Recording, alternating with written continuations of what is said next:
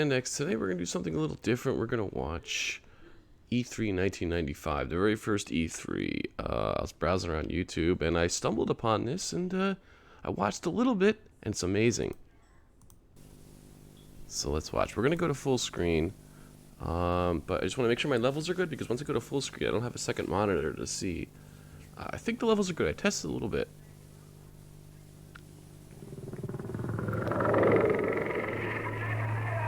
Starts off with Jaguar.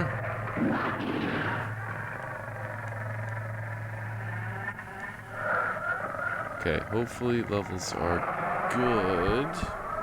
We're gonna go to full screen. This is gonna be a chill stream. We're just gonna watch, have some laughs, enjoy some history, and maybe escape 2020 for a little bit. The quality is 480p, which honestly isn't that bad. It's not great, but considering it's 1995, it's not too bad. Alright. Here we go. Here we go! It's Rayman! Let's go full screen. Well, actually, if I go full screen, can I see chat? Oh, okay, hold on. Is there a way I could do this? Whoa! Whoa! Massive. Okay. Well, how am I gonna do this? You want games? Jaguar's got fast 3D 64-bit games. You want slow, flat games? No. Slow is for turtles, flat is for boards, fast and 3D is for games. Jaguar games. So scary you'll cry like a whimpering fool. But you won't feel like a fool because the games won't be flat and slow, flat, slow, flat, slow. Heard enough and get fast in 3D. Games that are now playing, games that are coming soon. Flat, games slow, that get flat, a 10 slow. because they've got a good beat and you can dance to them. You want fast 3D games? Here's an idea. Atari Jaguar, 64 bits, $159. Yeah, 159. Do the math. Let's see what this TV can do. Alright, let's see how we can do this.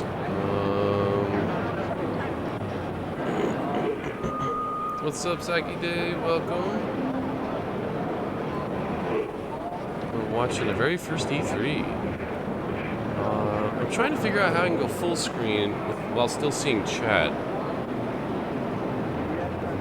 Let's see. Trying out Steve. Oh, yeah, that's right. Steve hit official. That's right. Rayman footage. So I watched a little bit of this video, and they show like a few minutes of Rayman footage. I might skip this. Let me see if I can pull up chat. An easy way to do this.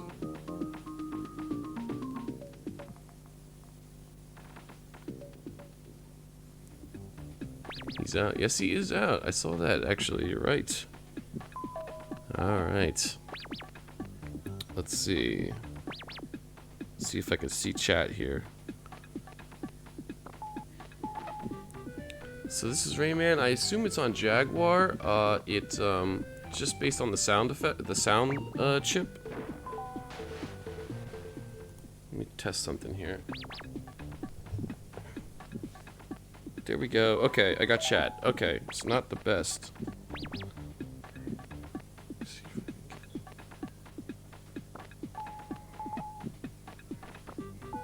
Nintendo eShop actually broke yesterday night. Sweet!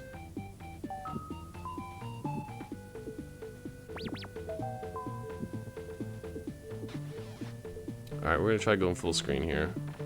Hopefully this works. Let's skip ahead because this is a lot of Rayman footage. Also, if the audio levels get weird, let me know because I'm in full screen and I don't have a second monitor.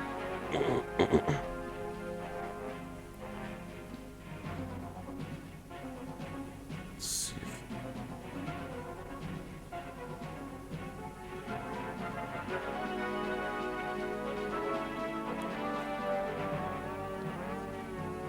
I need to get a second monitor.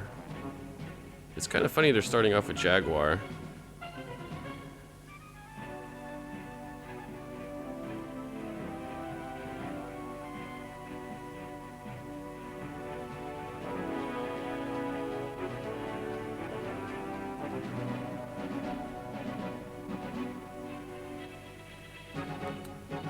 know what? I'm gonna open up a second monitor, I think, to see chat better. You have hunted them for centuries, searched for the destructive evidence of their presence in the spaces between the stars. For eons you have followed, and they have always eluded you. Until now. Wait, let me do that. Now you will face People already got good at playing Steve. Oh, I believe it. The soul of a star. Soul Star. Because this is very Star Wars, by the way. Because you know, people, you know, the game, when you get good with a bunch of characters, you can transition pretty easily, I feel like, to other characters. It's been out 24 hours.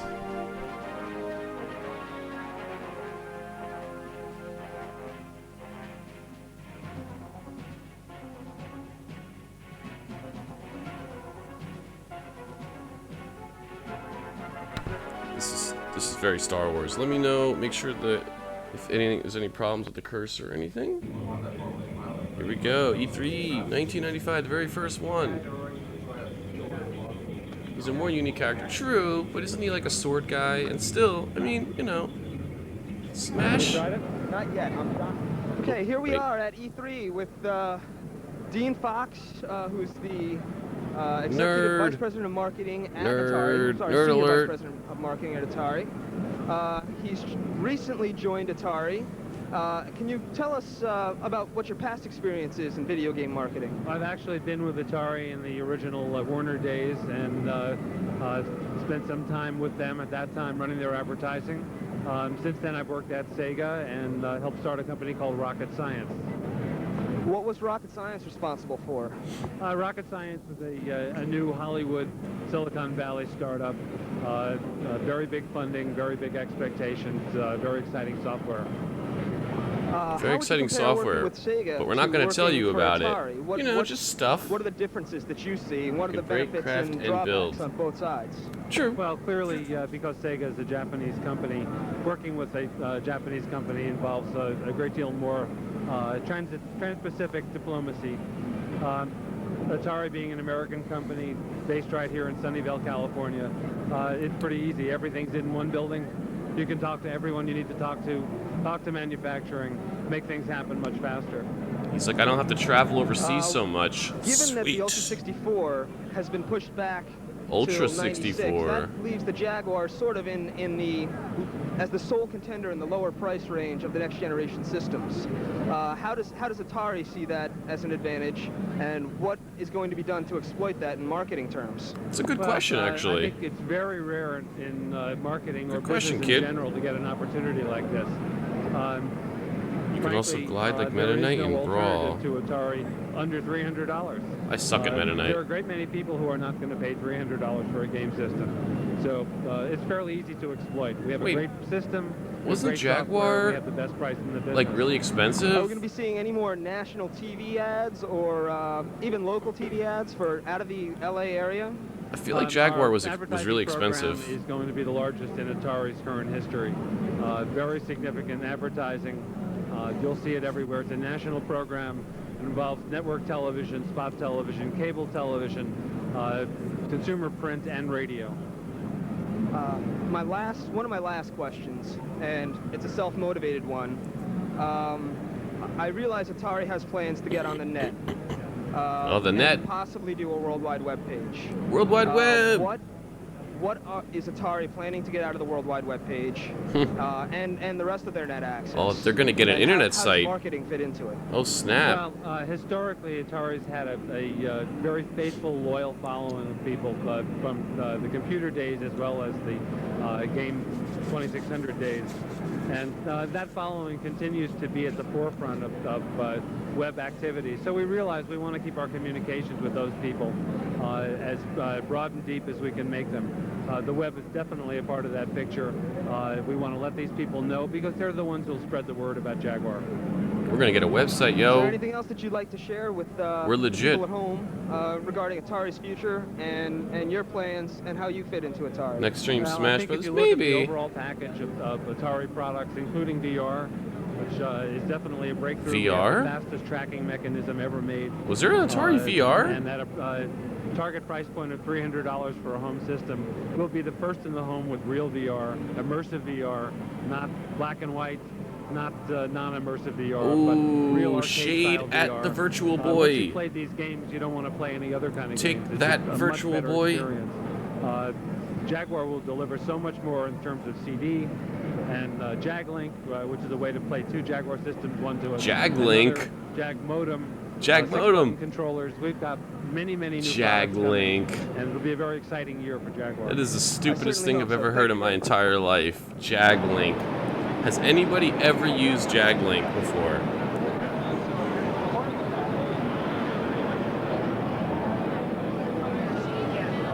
I didn't know Jaguar had a VR. I need to look into this. Also, I need to look at the price point, because $300, I don't think they hit that at all.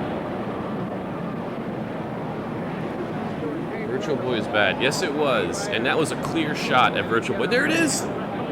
There's... Jaguar had VR? What? No way.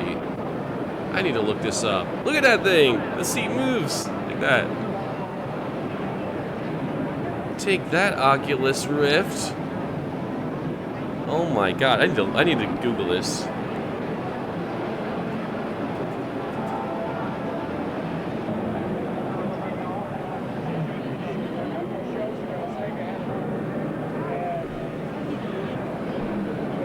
This is the Jaguar VR system that we've been developing. No way. Basically, as you can see, we have a helmet design or a headset design. We have sort of 3 special parts on this system: the optical system, the tracking system, and also the acoustic system. It has IR tracking? In terms of the tracking system, we have That's probably amazing. the world's highest performing tracking system, even though it's a consumer unit. This unit actually performs to a higher specification than even the industrial systems that we use in our high-performance arcade systems. And in that context, we're able to not only track Wow, the headset okay, I got a in second real monitor up. time. In fact, it's at about 200 hertz. But we're also able to track joysticks as well. Okay. So that's going to provide a real richness of functionality for the unit. The second key thing is the optics. We have a very special optics design that really utilizes the full power of the LCD display technology in here. And in that context, the system provides a very wide field, about 52 degrees, high quality color image in the unit. So obviously it means that you don't have to have your TV set anymore. And I'm sorry. What is the degree of the field of view on your Yeah, arcade good system? question. He's got good questions. In comparison to the field of view on the arcade system, we're running at about 70 degrees on the arcade system. So this is 52 degrees. So it's a little bit less, but nonetheless, from a, Okay, hold on. a high-quality LCD system. Okay, I just did a Google research real quick on Jaguar VR because I never heard of this, and I try to keep up with old gaming news. So, it was unveiled at the CES, Consumer Electronics Show 95. The development of the peripheral was a response to Nintendo's virtual reality console, the Virtual Boy. So I was right. This is the direct shot at the Virtual Boy. Was targeted for 1995 release. The deal with Virtuality, which is who they were working with, abandoned. Mergers, Only one game was developed for the Jaguar VR prototype, a 3D rendered version of the 1980 arcade game Missile Command. What? So it never came out. And then there was Missile Command 3D. Sorry, I had to look at this up. Also, hold on. Yeah, 3D. Wow, is there any screenshots of this? There are. It just looks like, oh, well, no. That's 3D. Missile Command in virtual reality? That's a weird choice. Anyway, so real quick, we'll get back to this, but the Jaguar launched price was $249.99. I thought it was more expensive. I must be thinking of the Neo Geo. Let's look at the Neo Geo. I think that was expensive. I know the 3DO and the CDI was. Neo Geo, $650. The games were also like $100. All right. At this price point, it's There might be revolutionary. gameplay of it, so it wasn't released. The There third might be main gameplay of feature is it. the acoustic system, and we're using some special loudspeaker technology that actually comes very close to one of the bones on the head, and that allows for us to The coccyx, get quite good acoustic I think it's response, called. Is that what it's in called? the unit. No, that's the back. Basically, you get fabulous 16-bit and 32-bit sound. Added So to it the wasn't unit is released, might the be gameplay of it. microprocessor over here. Yeah, it which, wasn't released. And they're calculates all the angles, etc., and is that? manages the whole VR system. And basically, you wear the system in front here. If I could show you, this is just the very first prototype, first time we've shown the system. Whoa. So it's not in any way to be assumed that this is the production quality. This kid's got a hot scoop right here. But if we load up the game here, what I'll demonstrate to you, and this it's only about 2 months old, this game, but you'll see just how fast in real time the tracking system is. This is the first game we're doing called Missile Command. There it is. And as you can see, the unit is extremely responsive. It is pretty responsive. And, basically, if you play the game, you can see that you can track very effectively. Did we freeze and in up? real I hope time, not. which is the first time this has ever been done at these sort of price points. And you see that you have a full-blown VR system here for the consumer. How much is it? 160? Is that what it And you is? say this game is only 2 months into development? Yeah. So that's why people didn't know a lot Very impressive. about Terry. Now, the processing unit works, these processors work in conjunction with the Jaguar processors? That's right. Yeah, we have a very high performance Yeah, I've never heard of DSP this. link between the two systems, and as I say, the tracking system in here, inside here, you can see is I know all there's these, little Atar- sensors here. Atari Jaguar The CD mathematics in this that came has out. taken nearly a year to develop, just for the mathematics. So, Wow. some Why real did it rocket not science come going on here. out? You put all that work One into last- it. actually, Just two put last it out questions for there. you. How did Virtuality come to choose Atari as their platform, or did Atari come to you guys to see if you guys could do something for them? Good question, well, kid. basically, it was really both companies coming together, and Knew he'd say I that. think we were very concerned that in producing the cost of the headset system, we were still going to keep the cost of the product down to an appreciable level. And what you basically have here is a system that's, $200 to $300 plus the unit, so under $400 the whole set. And this is the first time that we've been able to reach this price point. Price point It's is not absolutely bad. critical to get this unit up into the volume. Even by to get the 1995 platform very standards, spread, it's not bad. Obviously, you need a whole product offering. And the Jaguar as a 64-bit system is the only product out there, $150 now on the street, is the only product out there with a necessary price point where the headset can be added and the total is not out of the range of the consumer. I have to say, thank you very much, John. Interesting. Okay, I learned something today already. We just started. There's the Jaguar, a piece of shit system that even as a kid I knew that this thing was terrible. Nobody I knew owned one of these or wanted one of these.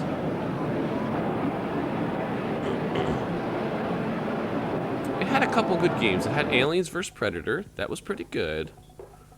There was, I think, a Gex game on there, I want to say. That was good. White Men Can't Jump. This is the killer app. Just like the movie license. What? Wait. They're gonna show, oh my god, I didn't know they made a movie license of White Men Can't Jump and put it on the Jaguar. God, I love the 90s.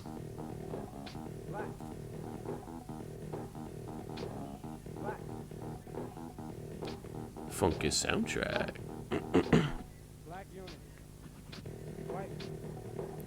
What's he saying?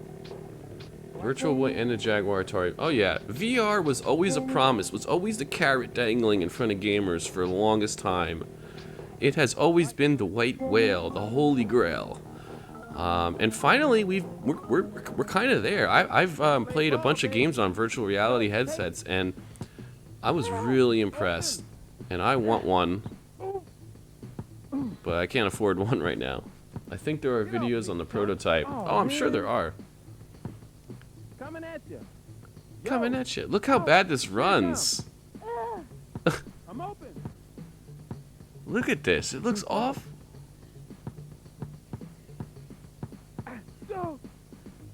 Banged? Sweet shot. Sweet shot.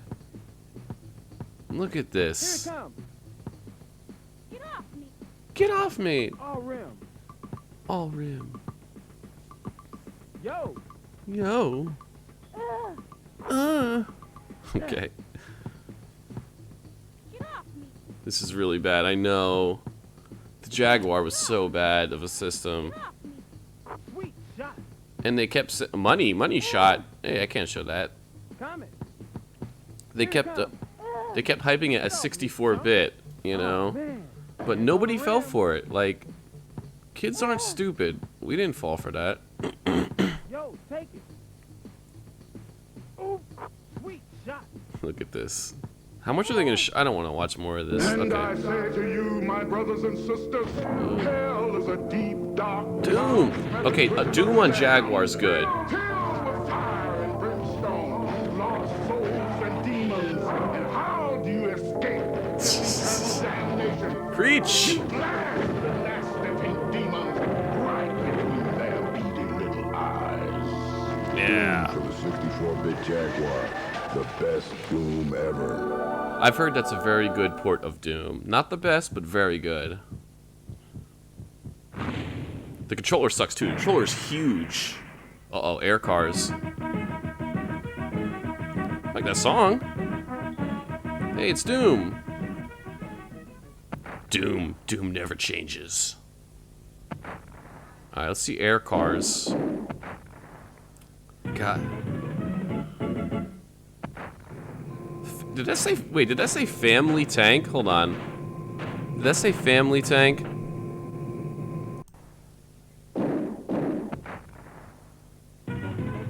Family tank. It's for the family. You know? Every family needs their own tank. Okay, so you got a shotgun, it looks like. Whoa, I'm getting dizzy. Put this in VR. Couple penis statues, okay. Target destroyed. Oh, the pixels. Also, I completed the Mario first game. Woo, nice. Target destroyed. Did you get first place in Mario 35 yet? I know you got like third place. Target destroyed.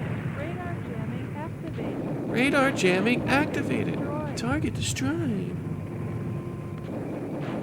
Target destroyed. If the Ammo volume acquired. spikes at all, let me know. I don't have my OBS up because I'm in full screen. Destroyed.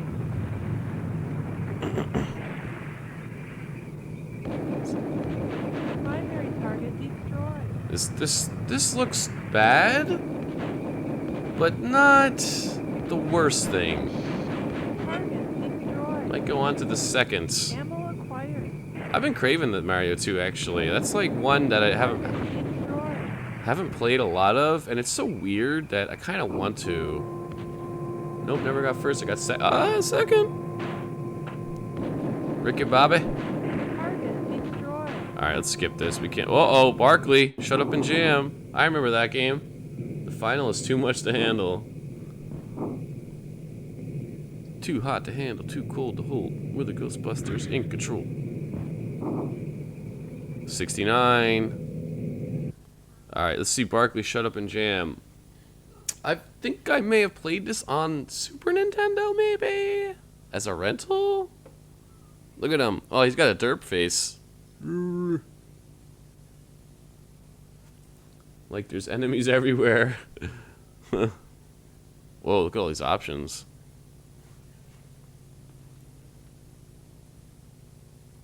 Sorry for the quality, it's 480p. That's not too bad considering 1995, but... Okay, let's see. We got Crystal from Seattle. Danny Boy, he's Irish. Wild Style, Macho Man looks like. Look at these guys! Street Legal. Flame, Mystery Man, Hakeem. Dirty I need to, hold on. This is too good. Oh my god, look at her. This is too good. Oh my gosh. These are the best characters any video game has ever created. Brooklyn. Let's go Brooklyn. Watts? Where's Watts? Is that... Looked like it was in California. The hell's Watts? Whoa! Okay.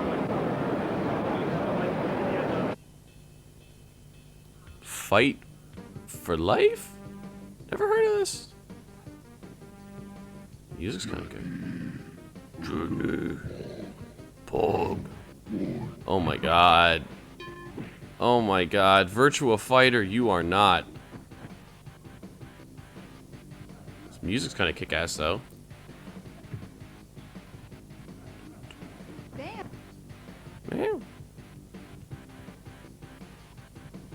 This does not look good. Whoa. Sorry, the video quality's rough. This is an old video. Like, that was uploaded. And also in 1995.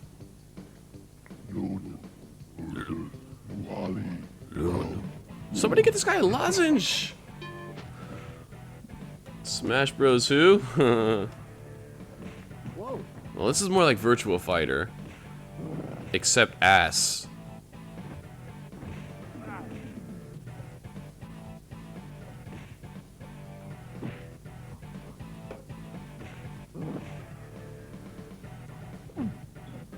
I want to see more Barkley Shut Up and Jam. What happened to that? Music, no pun intended? What? What does that mean? Music, no pun intended. That's not a pun. So, if you intended to do a pun, you failed. And if you didn't, well, then you succeeded.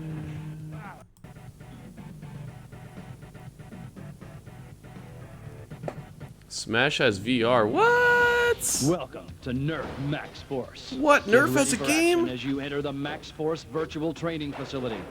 Start by cranking out a barrage of darts with the awesome power of Razor Beast. The Or hell? let them all fly with the Sawtooth and reload a set of 5. Come in pumping and start 'em jumping with the 4-barrel bite. of Come the in Raptor. pumping and start them jumping. Take careful aim with the laser-guided sight of the Eagle Eye and always hit your mark. In the new Max Force video game, you'll encounter over a dozen different machines and have access to over a dozen actual Nerf devices to complete your missions. I didn't know Nerf had a game. It makes sense. Nerf was huge. They're still So around. grab your bazooka and pump away as Ballzooka? the rotating turrets serve up a non-stop barrage of balls. A non-stop barrage of balls. Wait a minute. Hold on. I need to hear that again. It's weird. It sounds weird. Come on. I need to edit this. I need to clip this. I'm such a 5-year-old. Let's hear it again. You'll encounter over a dozen different machines and have access to over a dozen actual Nerf devices to complete your missions. So grab your bazooka and pump away as the rotating turrets serve up a non-stop barrage of balls. Oh, yes. The best kind. Alright. It's enough power to turn any cyber snort unit into a pile of recycled junk.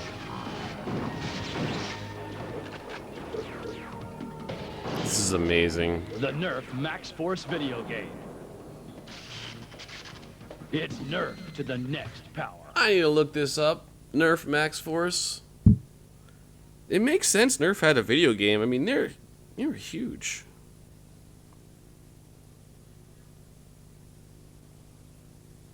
Nerf Max Force. Oh, that's a series of. I want to see the video game. Damn it. I always love Nerf guns. Nerf guns and Super Soakers. They're fun. I'm not getting anything with the video game. Canceled video game project. Everything's canceled with this Jaguar. This would have been the first Nerf video game. Wow. I am learning so much today. Oh, there's Myst. Myst is a classic game that I never played because I was too poor to have a PC that could run it. But I always wanted to. I was always jealous of the kids who had money could play this damn game. When I saw screenshots of this, I was like, wow, look at this game, dude. Everything got canceled, I know. And this is all at E3. I guess this is all E3. I mean, it seems just like... This is probably what you see on the show floor? This is an exciting trailer. No music. No context. Just a bunch of random screens. Oh, Bob, look! Tempest. The killer app for Jaguar. This is the game. Amazing soundtrack. What do I think? I don't know. Okay. What's the use of even trying? You can't get a break. New Tempest 2000. What's that? Only on the Jaguar 64-bit by Atari. What a weird advertisement. But yeah, Tempest, that's... Hello, oh, welcome to the E3 Expo look at this guy. from Los Angeles, California. My name is Jim Marsteller for AEO Magazine. And with For me AEO is the Magazine? one and the only Never heard of Jeff it. Minder from Lamasoft. Jeff, how you doing? Wait a minute. Thanks. Now, how do you... Who's that? Is that who I think it is? Hold on. Hello and welcome to the E3 Expo from Los Angeles, California. My name is Jim Marsteller for AEO Magazine. And with me is the one and the only Jeff Minder from Lamasoft. It is Jeff Minner, video game designer.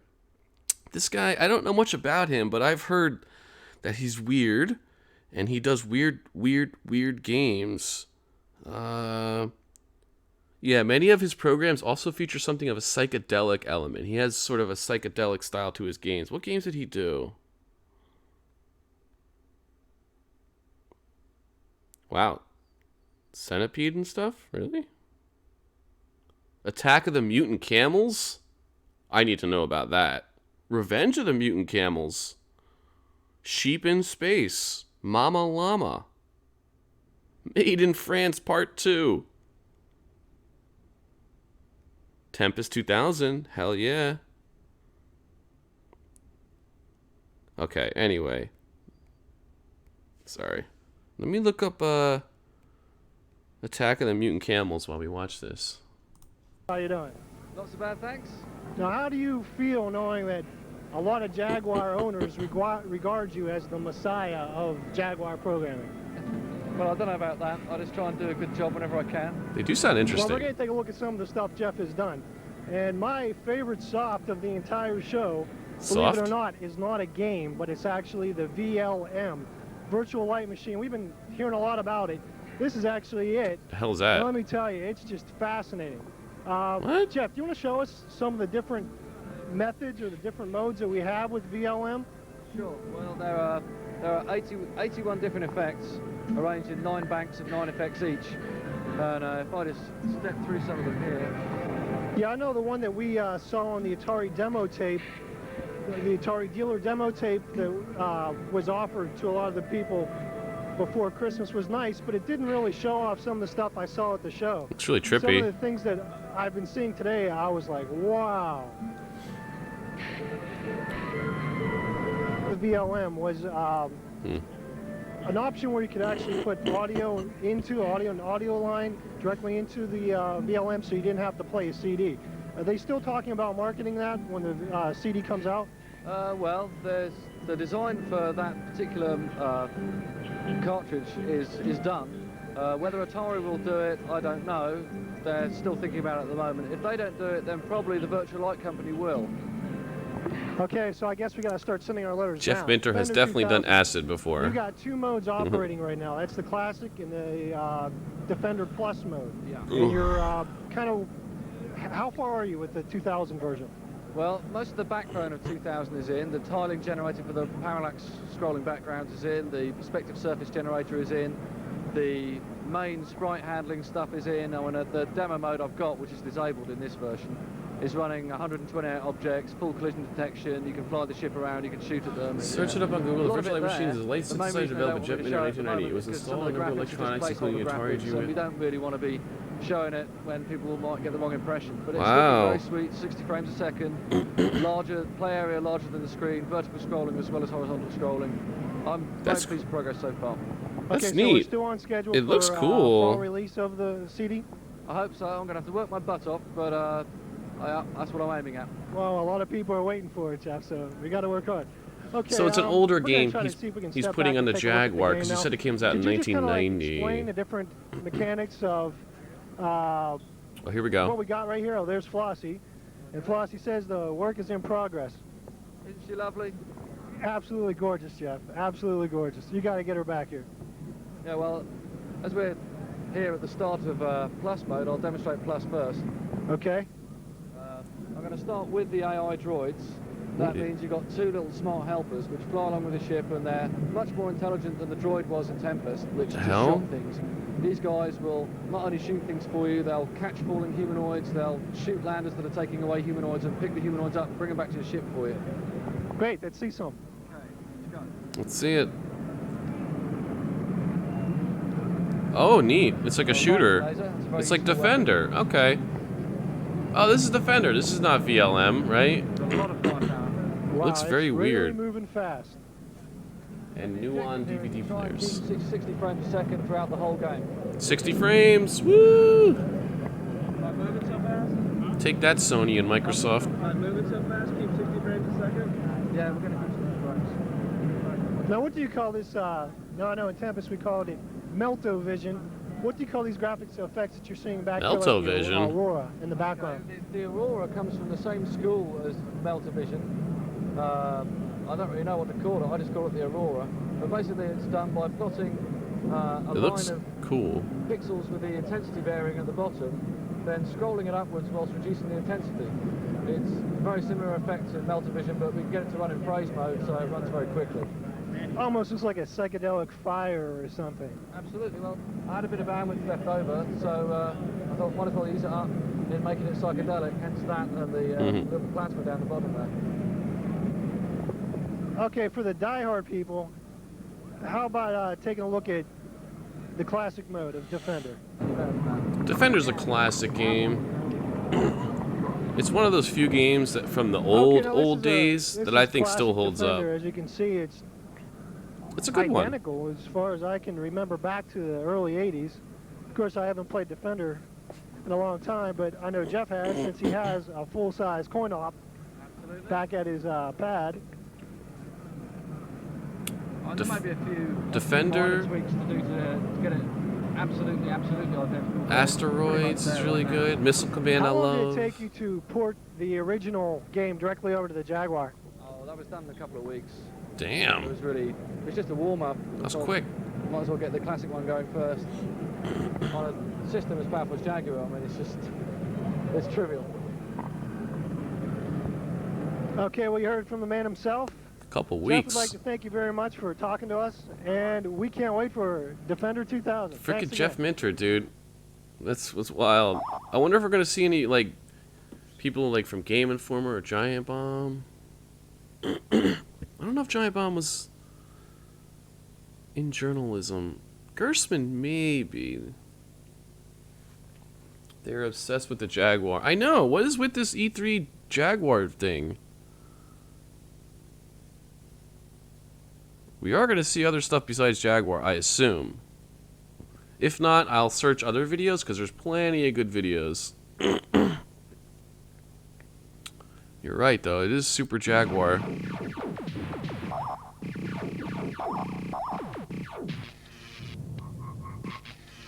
This looks neat, though.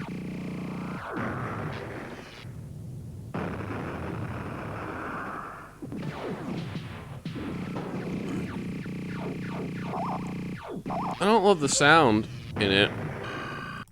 It goes on for a while, too. Okay, let's see. Baldies. Baldies. There were no instructions when we had our feed from Baldies. But it does play pretty well. Search it on Google and it was released. The Defender one? Okay. Cannon Fodder and Lemmings. Oh, snap. Lemmings is awesome. Let's see what Baldies is all about. Are they going to show anything?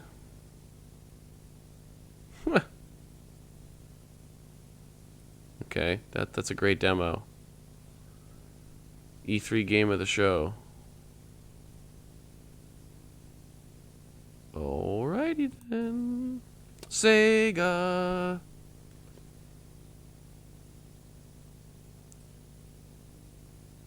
Well, wait, Sony. When did Sony? Sony wasn't. We must stop the evil war machine Sony that's wasn't crushing our cities, around yet, destroying our right? defenses, PlayStation, I mean? blowing up innocent trees. I'm trying, man. Iron Soldier, only on the 64-bit Jaguar. Am I... Ah. Varuna's forces. Oh, it was 94. Okay. They had just entered the very amazing game.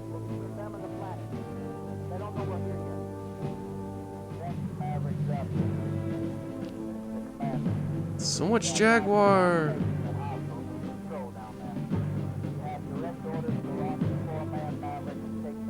Oh god, this is gonna be good. Oh, it's got full motion video, it looks like. I'm a sucker for full motion video games. I don't know why, but I have a real soft spot for them. Attention Maverick Assault Commander. Your mission is to insert a combat squad of 4 troopers and conduct a search and destroy operation. A raiding party of Dalat commandos has attacked us.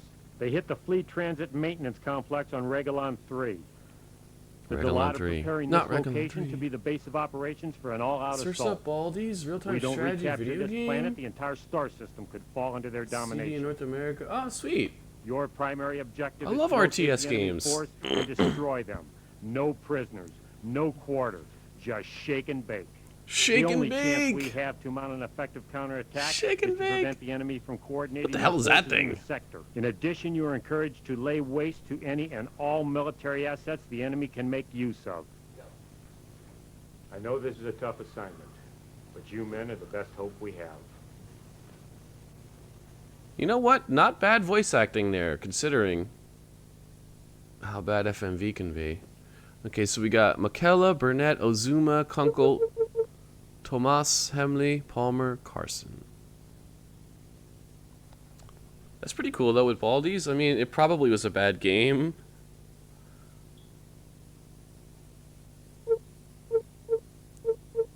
But that's cool. Real-time strategy on Jaguar. You don't see real-time strategies on consoles that much, especially back in the day.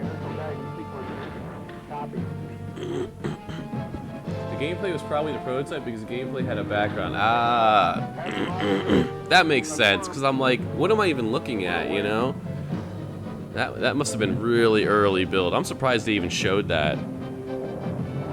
You don't see that kind of stuff anymore at E3s or anywhere where the footage is that early. Getting readings on my rangefinder. Woo! We got pinball coming up.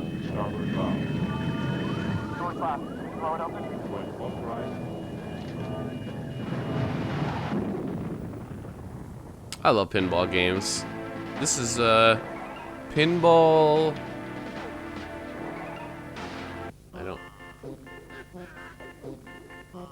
Pinball Fantasies. Dun, dun, dun, dun, dun, dun, dun, dun. Partyland.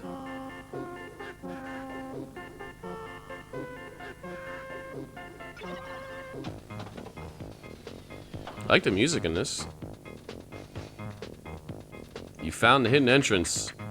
Go for the cycle.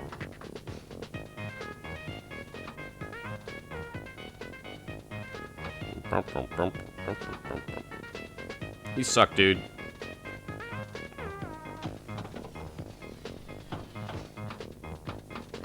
That's pretty cool. Yeah, a little pinball game. I like pinball video games. Let's check this one out.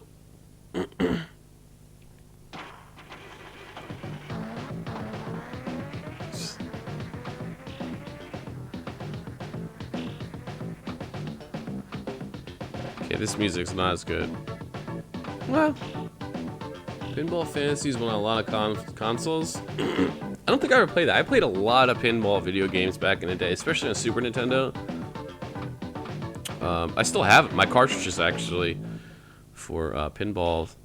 I don't think I played Pinball Fantasies though. Uh-oh. What's this? Is this Godzilla? What does that say? G-O. Flip out! Gorilla, that's what it said.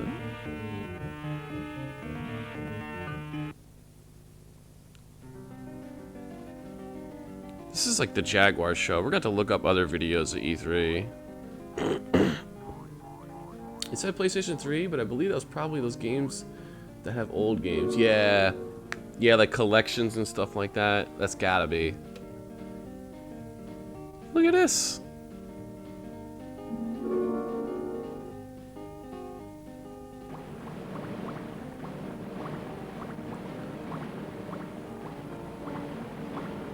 Okay, so you move the cursor and you flip around people.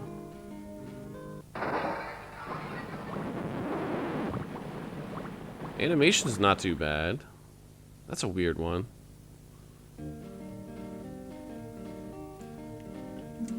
Jaguar had some weird games, man. I'm gonna search that up. Yeah, it's called Flip Out. I don't understand it.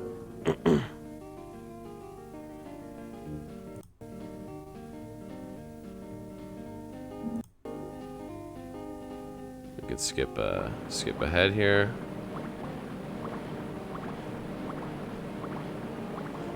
We can switch videos if this is all Jaguar. It's a long video. It's like 2 hours, so I assume they're gonna... Hi there. We're here with Tim Huntsman from Beyond Games. They're the developers that are bringing us Ultra Vortex and eventually Battle Wheels for the Jaguar. We just have a few questions for Tim regarding Ultra Vortex and this dude looks like he's in Guns N' Roses or something. Tim, first question. Ultra Vortex has been in development a long time, and a lot of people are asking why. It seemed like it was done for quite some time, and we just wanted to know what were the improvements that you He's like, made look, dude, to making make it games that is much hard, better?" dude. From start to finish, there were a couple of problems. One of them was with software itself, like development software that had to come up with a lot of things, you know, build it from the ground up. You're not... Okay, so I want to interrupt him real quick. From what I've heard, one of the big problems with the Jaguar is that, yes, it's 64-bit, but the internal structure was very hard to code on. A lot of developers have said this, like, to get the most out of the system, which is why the games often look and sound like garbage, because even though it's 64-bit, they couldn't figure out how to utilize it. It was not a developer-friendly system, so I think that's what he's going to be saying here in nice words. There's not a whole lot of things to help out programmers. At the time when we first got the development system, started working on it, and then as we were going along, we just figured out how to to digitize, get better imagery, and you know, working with the hardware to be able to do more things, and you know, figure out how to do the CD sound and called it good quality. Flip Out we is just a decided that we're not tile going to release matching a video game half-done crappy game. So, you know, had to take a little tile more time, matching. and we decided to take more time to finish it up. Sounds like It's a good one of the idea. The first game titles plays developed really by well. Real I understand Systems. you're responsible for at least It looks the neat. design and concept behind a lot of the game and the plot. What is it besides the concept work that you do at Beyond Games? Look at that dude's tie, by the way. Kind of like the writer, the storyboarder, just concepts, ideas. I take care of a lot of like the PR work. I don't know, a lot of people have probably talked to on the internet, and you know, stuff like that. So just kind of all around, everything but, you know. Sounds good. One final question. Back in the day, in the 80s, 90s, and 70s and all that, it was a lot more, from what developers have said, more like almost indie vibe, where people would have multiple jobs. It wasn't like now today, where it's like, this guy's the animator, you know, this guy's the UI developer. People would do multiple things back then. This guy's tie is pretty wild. I can't tell what's going on here. Can't tell. Question. Can you comment at all about what's coming up next for you guys and the Jag? The Jag, bro. We're probably more than likely 99.9% sure that we're going to do Battle Wheels for it. Because I don't know, if people that have played it on the links, it's a pretty fun game, especially playing a multiplayer. Since the Jag can network. And The Jag. The Lynx, by the way, fun fact, was the first color portable handheld gaming system. You know, you could actually play Battle Wheels multiplayer, like split screen, get 4 people going at one time. Well, thank you very much. I'm sure people are really happy to hear that this is going to be out by the end of June, you said? Yeah, hopefully we'll be done with this in about a week and a half, so. Thank you very much. Try it again. Alright, let's see this game. Video feed, but we don't know the special moves. We gotta get the special moves. Alienation moves. That was a new Room of profile, too, Reflections. wasn't it? Oh, it's a secret.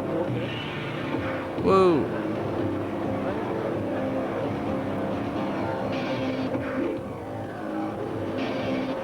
Buzzsaw and Lucius.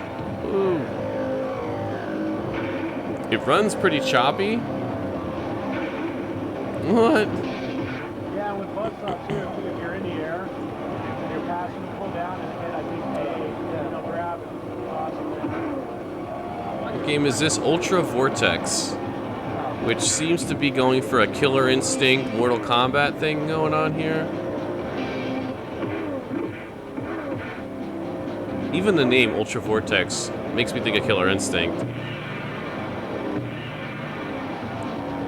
It's 4 syllables, 2 words. You have ultra combos.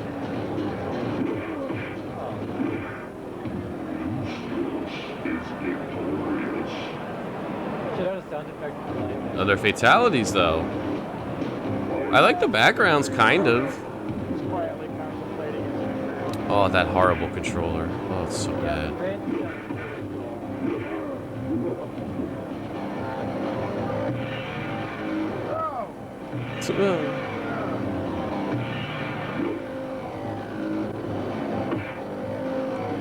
Is he fighting the developer? That would suck. Developer's gonna kick your butt, dude. Vortex is fighting a developer beyond games. Exclusive Jaguar. This is exclusive. It don't look very good.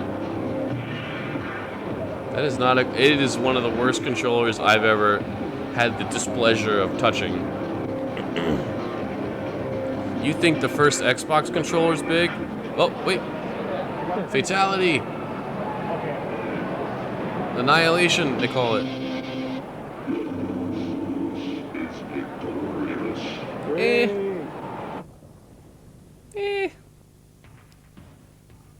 Ultra Vortex. Utah? You don't see many development studios in Utah, I feel like. I like that demon. What? Buzzsaw and Lucius again? Show somebody else.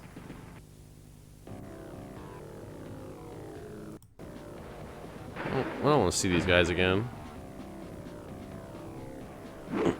Alright, next game up.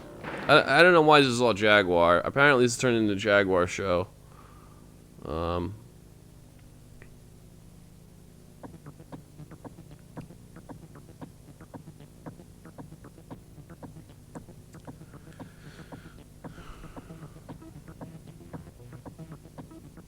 Skyhammer. Sounds like a James Bond subtitle.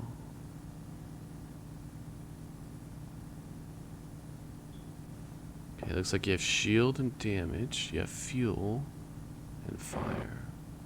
Oh god, this don't look good.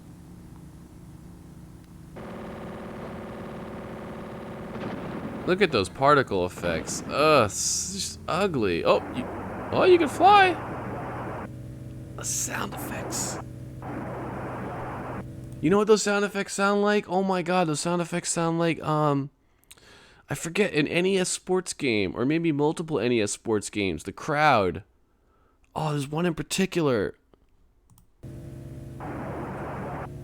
That noise. That is like totally NES crowd noise. I can't remember. Rename E3 to... I know, right? Well, I mean, look, the video says... I trusted you, YouTube. That was my first mistake. This game sucks. It really does. The sound design is so bad. I'm a big lover of good sound design. And this ain't got it. What the hell is that sound effect for?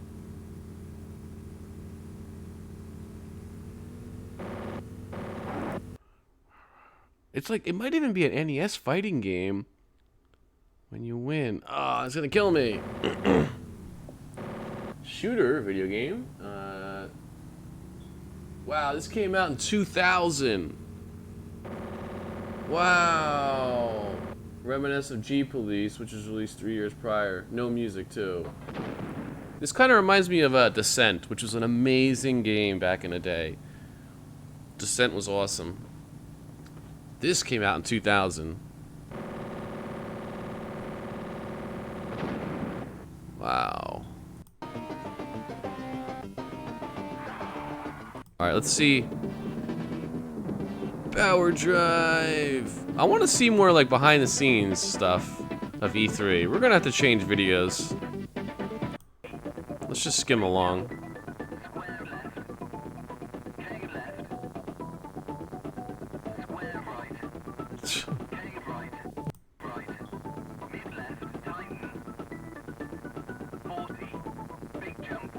It was canceled. Good riddance.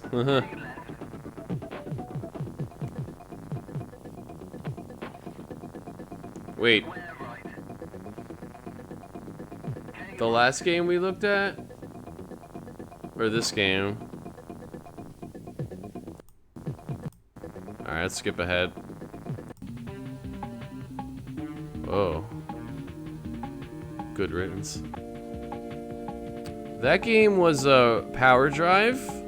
I'm just kind of skipping more ahead now. Welcome to Hell, please hold. Welcome to Hell, please hold. God. That's funny. The last one. Oh, okay. Here's another pinball game. Whoa! I think I saw some breastises. Demonic breastises. Oh, they're covered. I don't know why I sounded disappointed. Okay, let's skip ahead. Let's see what we got here. Oh, more pinball.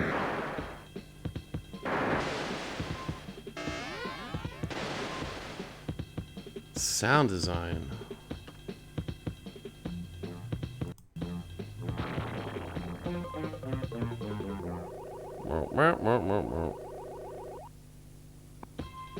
Stephanie, I'm sorry, Steph, I can't pronounce you. Wukovitz, from 4Play. Foreplay. Alright. We have Scott Legrand and Stephanie, I'm sorry, Steph, I can't pronounce you. Wukovitz, from 4Play, who are here to show us their creation, Battlesphere. Scott, I'll let you take it away and start the description. Okay, the premise of this game is that we have 7 alien races that were about to go to war in the galaxy, but they realized that if they went to war and destroyed the galaxy, there'd be nothing left to claim as the prize. So they decided to get in negotiations with the Earthlings and confine the hostilities to a region of space known as the Battlesphere, which is an ancient alien testing ground for weapons for the Earth race. So each race sends its best military hardware to the Battlesphere for this competition. Is a racing video game, 1994, rally in various fighters, countries. Bombers, super ships, capital ships, and star bases. Oh my God! Exclusive now, for Sega Channel. Ships or star bases, but we do have the fighters, the super ships, and the bombers. That's crazy. Right here. My friend had Sega Channel. I think it was super cool. The number 3, so the ship is sort of threefold. All of the ships are threefold, and they have this sort of funky purple and red color scheme. And you can see also here we have texture map logos and identification numbers. They'll all be 1 in this demo, but this will all be numbered according to your user number in network mode when it gets to that stage. The next race we have is the Slith. The Slith are snake-like race. Let's skip ahead. Whoa, looks like a sperm. That's. Wait a minute. This is one of the female races, and their ships are fast and lightly armed. But That is a sperm coming up.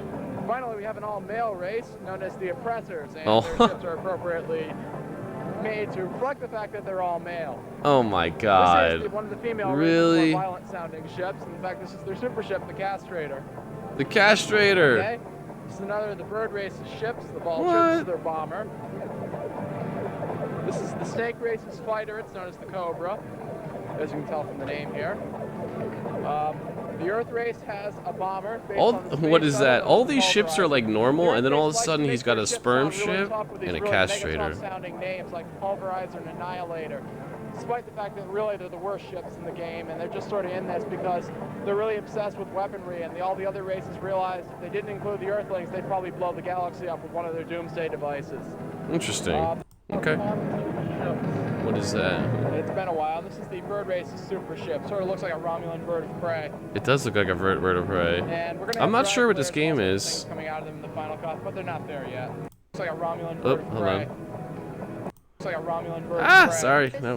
Just like X-Wings, this is the fore radar, and it tells you what's in front of you. This is the aft radar, it tells you what's in back of you. To go, it flies like a flight simulator. Up is down and down is up, but it makes sense after a while. To turn, you push to the side. It does look weird. You can also roll and accelerate forward and even backward, so that after a little bit of inertia, we'll start to go backwards. There we go. Oh, cool. There's inertia. Now we'll That's go neat. after some ships and try to shoot at them. Okay. Okay, so we have FR and AR. Music's okay. Pew pew pew. That is the most pew pew sound effect I think I've ever heard.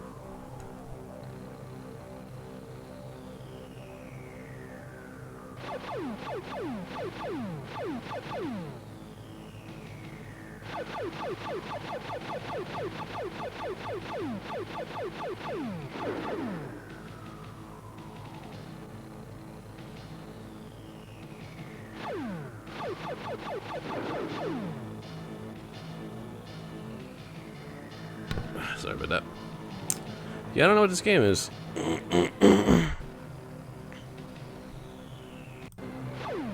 Pew pew. It looks okay.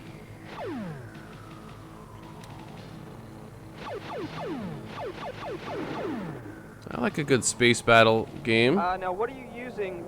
What additional hardware is necessary for you to do networking? For networking, the cat box will be necessary. Cat box. They should call it the litter box instead of the cat box.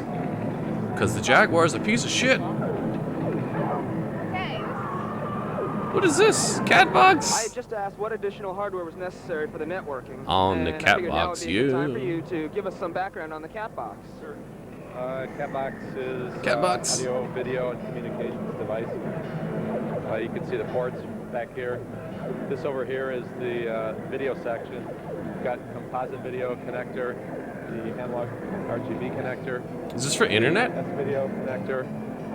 And you can still use the RF connector on the Jaguar as well. All four of those can be used at the same time, so you can have separate video sources altogether.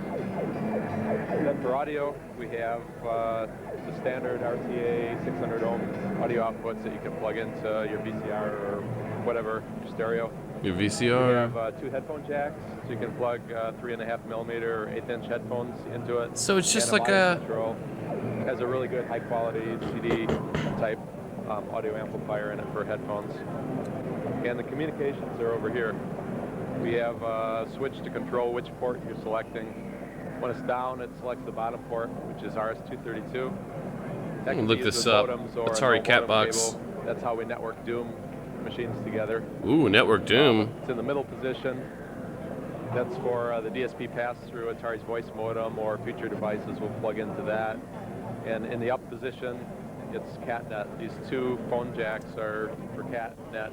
You don't actually ever plug these into the telephone system, but they use cheap telephone type cable to network up to 32 Jaguars with cat boxes. 32 Jaguars? And how much does a cat box? Who is gonna hook up 32 Jaguars? Has anybody in the world ever done that, do you think? Besides, like, internally to test it. Has any consumers ever done that? Maybe once in the history of mankind.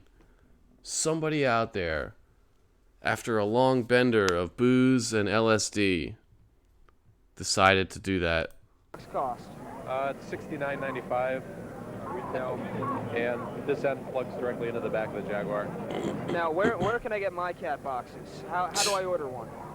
Currently, we're shipping to a few select distributors, and they're getting out mostly to the small Atari Jaguar dealers. I doubt you'll see them in the bigger shops like Babbage's. Yeah, I tried looking it up to see the value. Maybe October, November of this year. I want to see if you could buy this on like eBay. I bet it's At that super point, they'll be in expensive. a plastic case right now. Probably someone maybe on There's limited YouTube. edition, Maybe. steel case, which there's been pretty big demand for. If I needed to call you to try and order a cat box, can I do that? Is there a number I can reach you at? Sure, you can order directly from ICD, and the number is 815-968-2228 and extension 220. To master Kasumi Ninja, and to defeat Kasumi Ninja, this game is garbage. superior strength, and really good cheat sheet with all the death moves. Kasumi Ninja. Garbage. 64-bit Jaguar.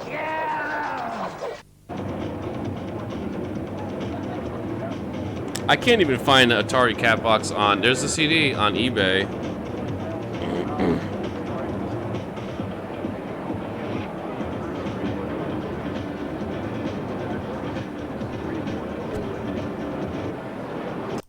Here's Kasumi Ninja. Is this Kasumi Ninja? No. Is it?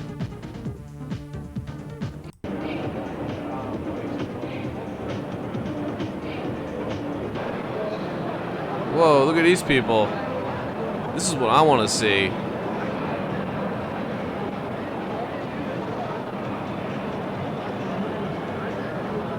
What is that?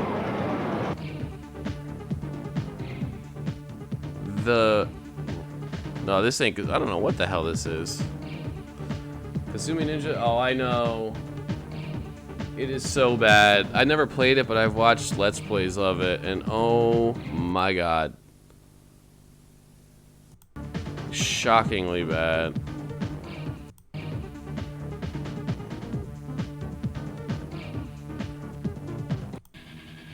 Blue Lightning! No memory track found.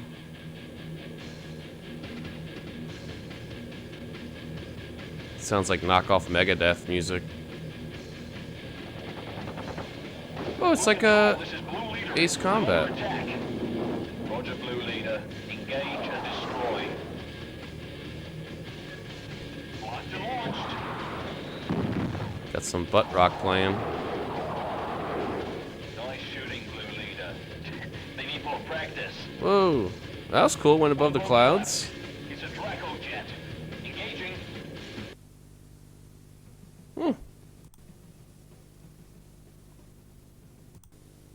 Prepare for action. I want to see the. Okay.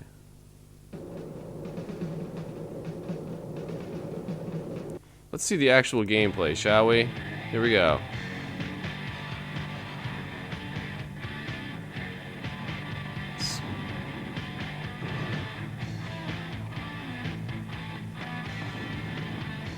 Some 80s metal right here.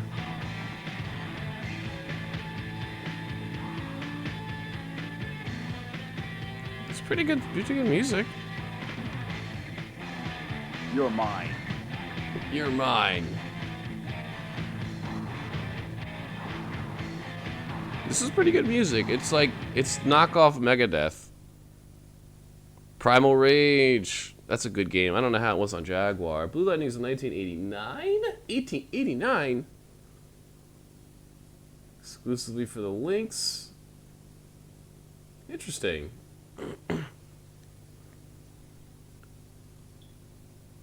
Primal Rage. Let's see how it is on Jaguar. Where's the sound? You know, I'm just gonna give a hot take here. Primal Rage, I think was always overrated. You know, I enjoyed it decently back in the day, but I don't understand all the hype with Primal Rage.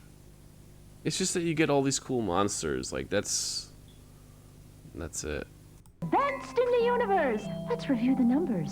Sega Genesis is 16 bits. 3DO is 32 bits. The Atari Jaguar is 64 bits. Which is more advanced? Clifford! 16 and 32 are less than 64. So with 64 bits, 3D graphics, real-world animation, and lightning speed that you can only get with Jaguar, which is more advanced?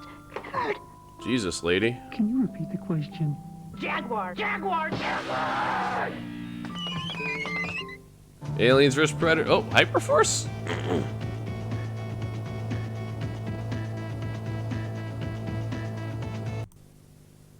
I think. Oh my god. They know it's bad though.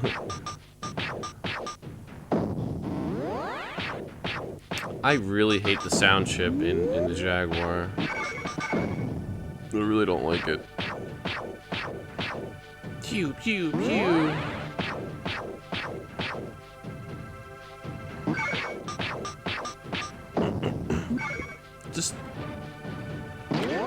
Just such a bad sounding system. Alright, here we go. This is the freaking Jaguar show, dude.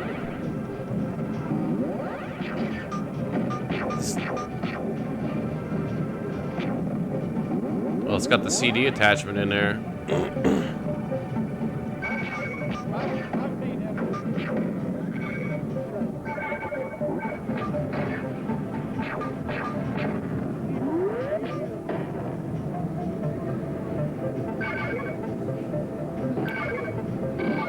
Hyperforce is a side-scrolling action-adventure platform video game in 2000, exclusively for the Jaguar. It was canceled.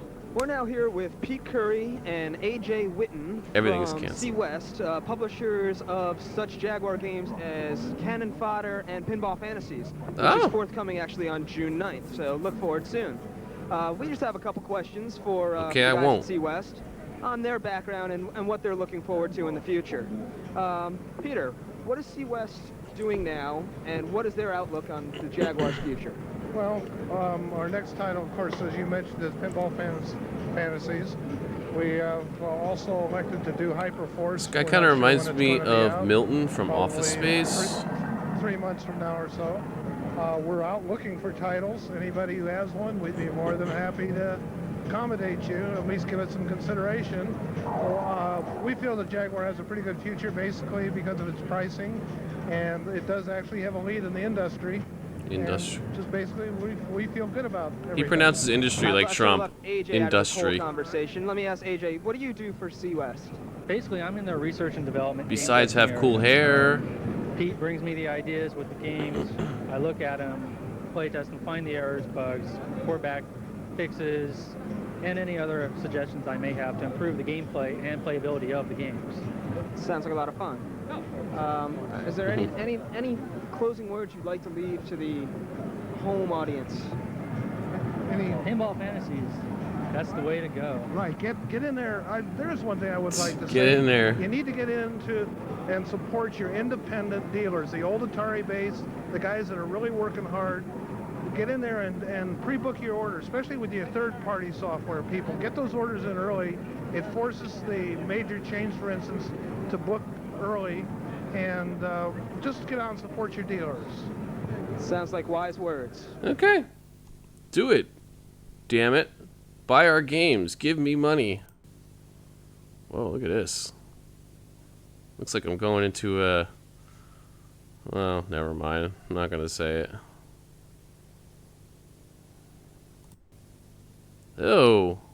That thing looks kind of cool, actually. Look at that. Oh. Oh my god, that actually looks creepy. Don't... This game is... I don't think they said. But I'm creeped out. Get out of here with that.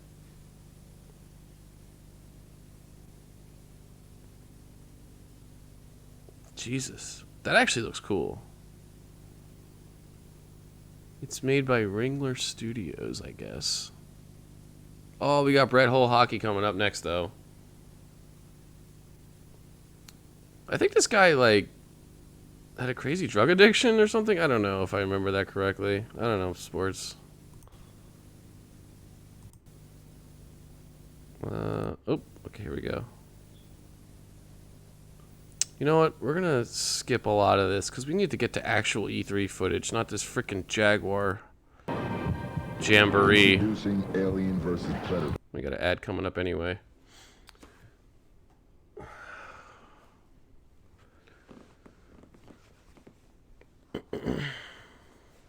Not this one. Spoiler, that's where I'm from, obviously now. Jaguar, you might not want to play it alone. Mom. Exit full screen for a hot second here. Oh. Okay. Volume still looks good. Make sure we're, video's good. Okay. Because I can't see it when I go in full screen. Bread Hole Hockey is an ice hockey video game developed by Radical Entertainment. Radical Entertainment, we've heard that name before. For Super Nintendo. Yep, I remember it for Super Nintendo. I didn't play it, I don't think, but I seem to remember it. Battle Morph. This is the battle cruiser Sutherland. Is that? All other battle cruisers have been lost after investigating reports of pernicious activity. Is that fake Sean Connery? I think that's fake Sean Connery. We believe we have located the Pernician homeworlds. Our mission is to seek and destroy the Pernician menace before they start another war of conquest. Conquest. I'm not really Sean Connery.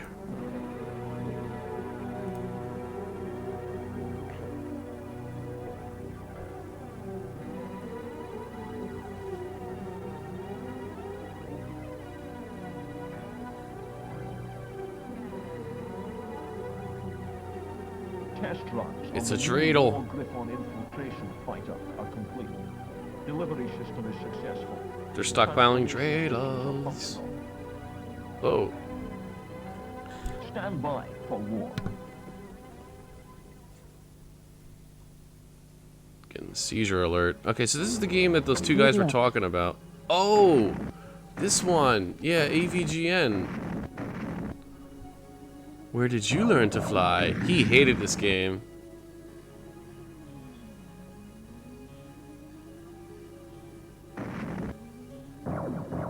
Where did you learn to fly? Alright.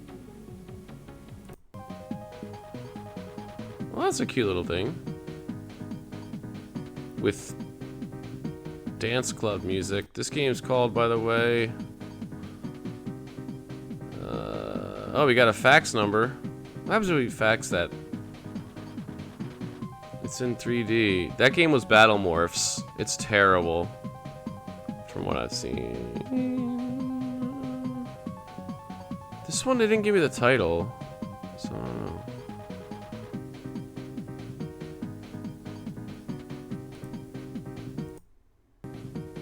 Yeah, they didn't give a title to that one, I don't think.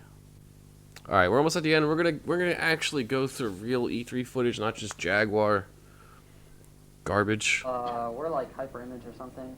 We suck. No shoes. This is Paul. He's the creative director. I'm Jeremy. I'm the president. And this is Matthias. He's our director of art and design. And we're doing like a little expository interview. And I'm allergic to light, by the way. That's right. There's a lot of light. So if you see a painted expression, it's just the light. Does he have a monobrow?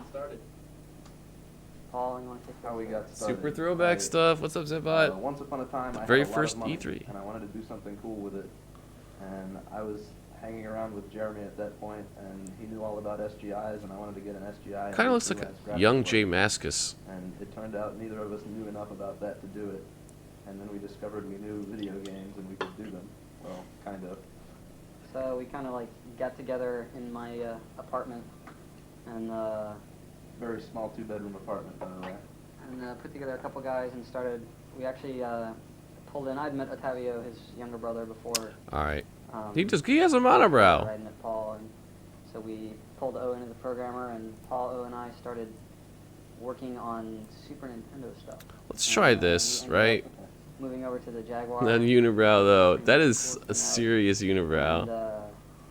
And started writing Hover Hunter, and that's pretty much how we got started. And now we're in this wonderful house, getting lots of stuff done, right? Yeah. We get all kinds of stuff done. I'm gonna smoke a little weed, grow my monobrow, Jaguar's unibrow. really cool to program on. It's a lot of fun. Definitely. Liar. It's a little tricky. There's not too much. A lot of people talk about the Jaguar's learning curve, and I don't know. I don't buy that, but it does. You have to definitely get used to programming multiple processors, but beyond that, it's really cool. That's a real unibrow. Advantage in that O is a freak and he loves nothing but assembly. Anything I don't want to do, I push it off onto Paul's brother. But Okay. Basically, I still think that what we're doing right now, as far as the interpolated landscapes, probably couldn't be pulled This off is like, from anything else. even the 90s unibrow was not cool. Close and do other things that are. I think, was the unibrow ever cool? I mean, maybe like caveman days? Current interpolated landscape, the smoothness and all that stuff. No, I don't think it was, right? I mean, I don't know. The tricolor model works, and we're using multiple processors and all that fun stuff. And how do you position the Alright, Jags power versus what's coming out the now? Jags power. Alright, we have some options, guys. So, this one has 800 and, well, there's not a lot of views on these. I guess we could try this one. Let's try this one. I can't go full screen yet. I got to monitor volume. It's only coming out of my left ear right now. 360p.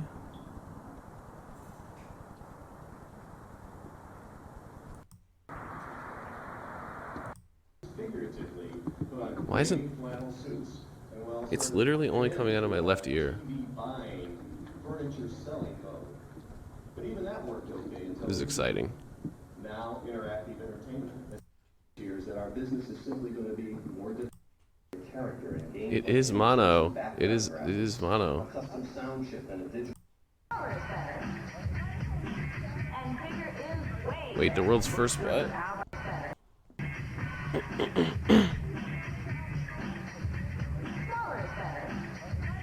Single gun cut. What? Jumbotron.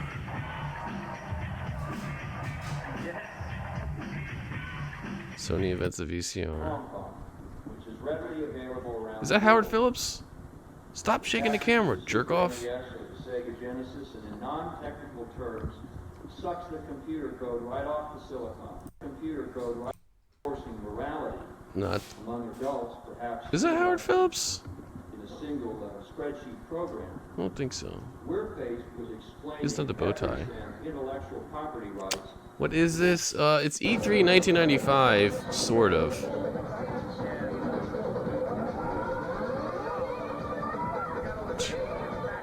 Oh god. Oops, I didn't mean to click that.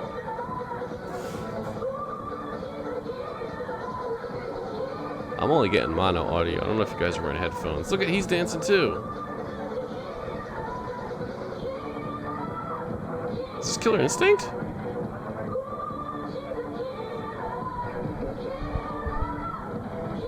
I think, yeah, it is Killer Instinct. There's, what's his name? Jago or whatever.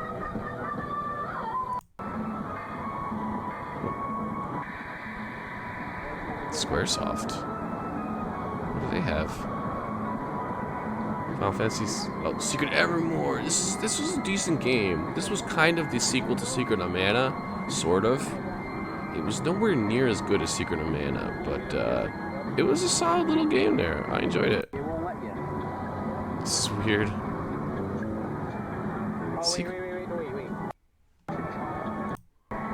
So Secret Evermore, it was just you, and you had like a dog companion, if I remember correctly, and it could like transform into things.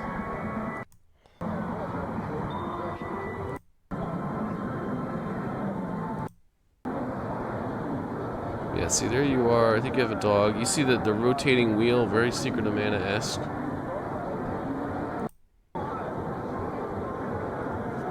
I remember that game, and some old dude's time machine sends you all over time. Yeah, that's right, you go all over time, yeah.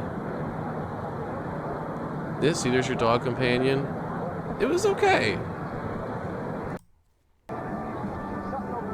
There's Chrono Trigger. Damn. You think these people playing this had any idea how epic these games are? Yeah. I'm gone. Fuck you somewhere else. Don't worry. You heard that? Yeah. thought that might have been Jeff Gerstmann for a second, but that's not. That's not. I don't think that's it.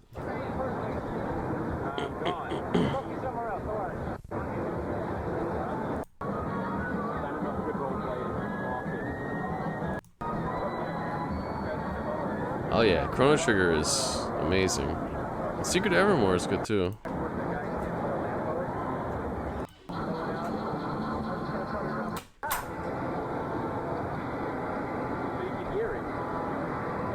Look at this.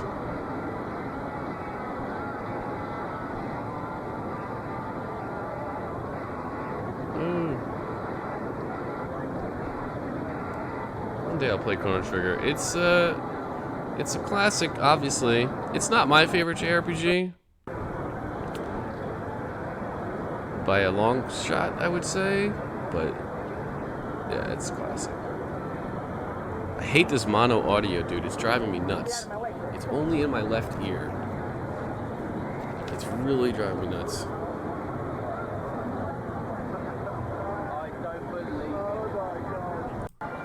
Skip around. Oh, is this, which Castlevania? Is this Dracula X? I think it's Dracula X. Yeah. This is,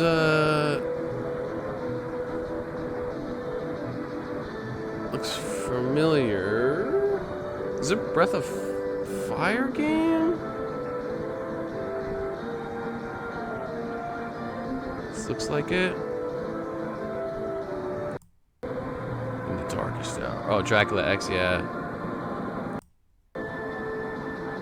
Oh, Shining. Wait, is that Shining Force? That looks like Shining Force.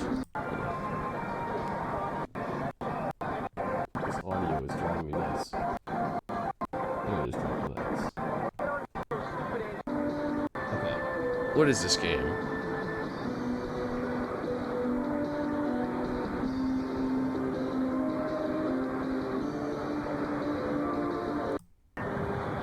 Orchid Designs presents. Oh, Lunar! Right, okay. Lunar. Yeah, it is Dracula X. That's what I thought. I'm like, it's not Symphony of the Night. Because Symphony of the Night is, takes place in the castle. Lunar. That's a hell of an RPG right there. Lunar's a good one. Sega CD, I think, had a really great port. Nintendo! Ultra Combo.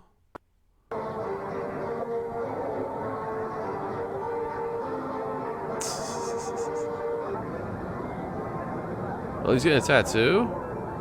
They do tattoos at E3? I mean, they used to. They still do that? No way. You're getting a tattoo at E3? Yeah, from what I've heard, I've listened to old journalists talk about this, and that back in the day, E3 used to be crazy parties, especially backstage. Like, people would get hammered, do a lot of drugs. Like, it was kind of rock and roll back then. They've got more professional over the years, but it used to be just like, F it. Let's do some drugs and hang out. What a shame, indeed. What a shame.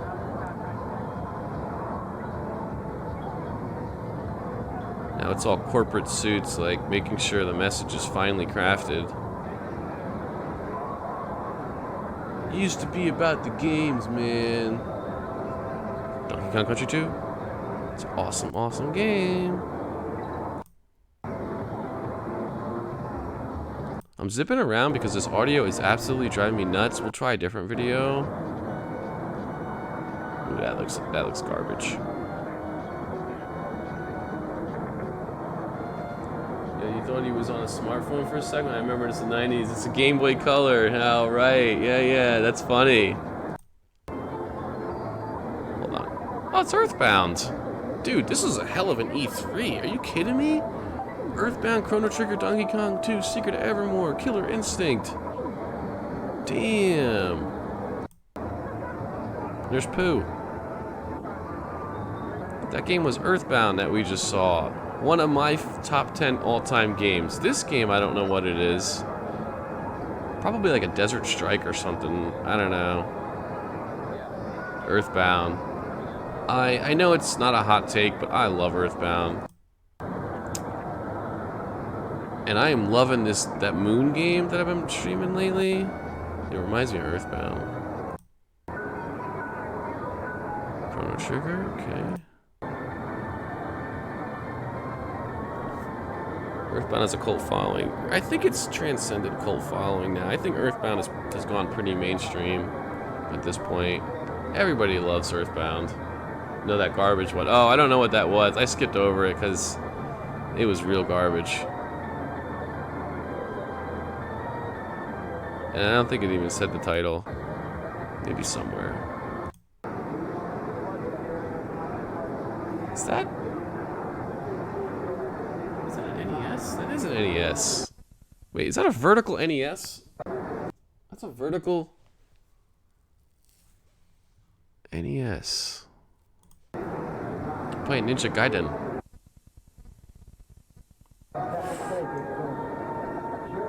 And this is Metal Slug, maybe? Oh, Super Turrican! Underrated, dude. I don't know if I played the sequel, but Super Turrican. Underrated. Vertical SN. I know, what is up with that? I didn't know you could do that. I'd never done that in my entire life. Virtual Boy. Bomberman. Was Bomberman on Virtual Boy? Let's see some more booth babes dancing with the Killer Instinct people. Oh my god. Woo! Let's do some coke and dance. Yeah. And play some frickin' Street Fighter 2, man. Sounds like a good time to me. Centipede, Game Boy Color. Bomberman. Bomberman was fun. They ruined that franchise. Is this Virtual Boy? Virtual Boy.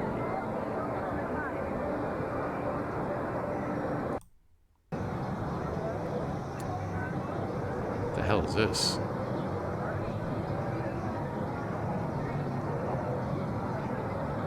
Well, they can't all be winners at E3. Let's say, was that a dream? I've heard that's good, I think. Never played it. I don't want to keep pushing you if it's not something you're interested in, but maybe it doesn't know some things I can do with different parts. Yeah, I don't know. I'm tempted. Oh, there's the PlayStation. For shell mods. I'll certainly take a look. I'm also kind of like, I want to hear news about the new Nintendo Switch, the 4K one, and find out what's going on with that. Wait, I think I played that game before. Hold on, what game was that? Solar Eclipse. Is that confirmed? It's pretty solid sources that they had. I think Forbes had it. I want to say, I don't know if it was Forbes, but from what I understand, the sources were pretty solid. We don't know, obviously, the details. I remember that game. And that's Cruising USA, maybe? Vector Man, oh my god, I remember that. Sorry, I'm just zipping through games real quick because I can't take this audio. I need a different video. This game looks kind of weird. The one that looked like some ice cave.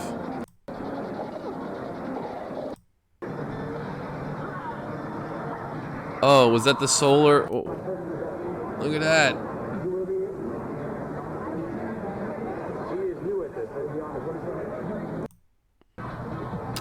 Not sure.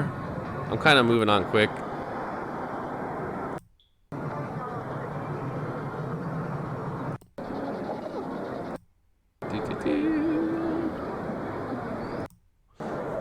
Because I want to try a different video.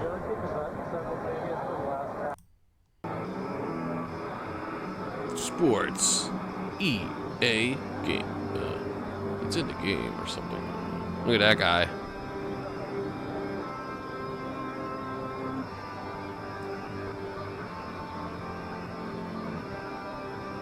Who's what music video is that?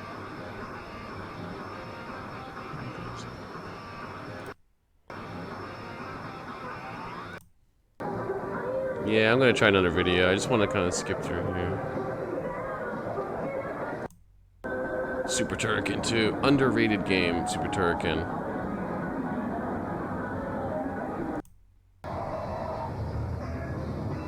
All PlayStation time. Got some. Is it Twisted Metal? Nightwolf.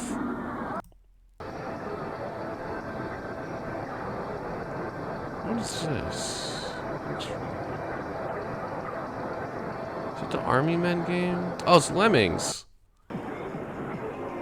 There's Wipeout. I remember Wipeout. Look at that face. Dear God. There's the Ultra 64.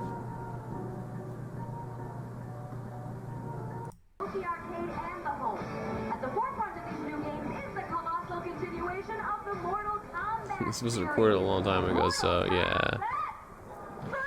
I don't care about bad audio. It's just, it's all in my left ear, and it's really... In fact, I'm gonna flip these freaking headphones over. Doesn't fit right, but I don't care. Look at this, you get a little show.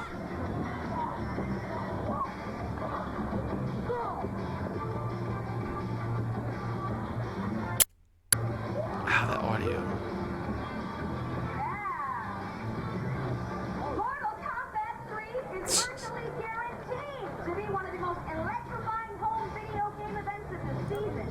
Go full screen. Sorry, forgot to go full screen.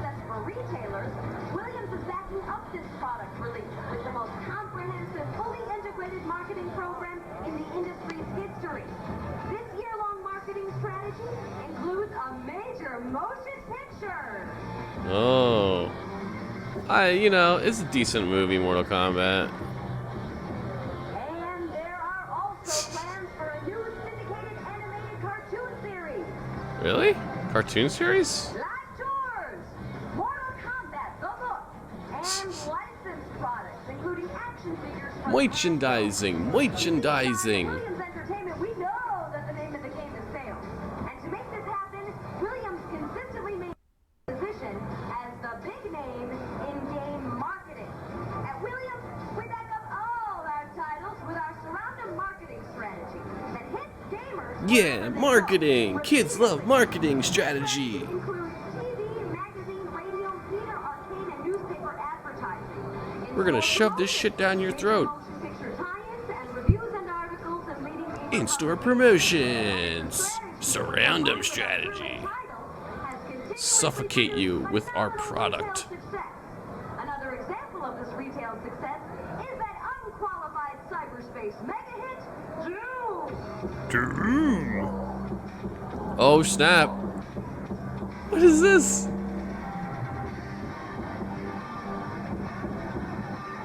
How are you gonna do a live scene of Doom? Is that the Doom guy?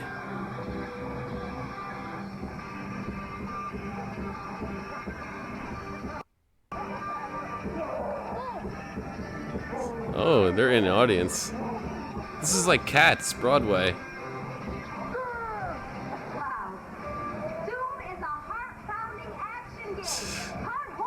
Okay.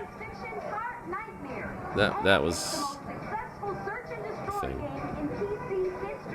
Search and destroy game? Is that a genre? Search and destroy? Both the Can't Wait for Sony PSX and the Super Nintendo Entertainment System. And in addition to the new Mortal Kombat Live Tour was a theatrical stage show. Plot was based on 3 characters through a magical amulet. Wow. Once again, you'll find that Williams Entertainment See, now they should have done Mortal Kombat on ice. like Mortal Kombat 3. Our PC titles include entertainment for the entire family, with titles like Super Carts and Island Casino. And now, we've entered into an alliance with GT Interactive Software that will have also gotten a glimpse of some of the coming season's hottest home video games. Titles like Mortal Kombat 3 and Doom. That consumers will be fighting to get during the coming season. Oh, he just did a flip. Because we all know retail is a constant battle. Tonight you have the power to also, that's the same guy. Isn't that the Doom guy? Can't tell. Yeah.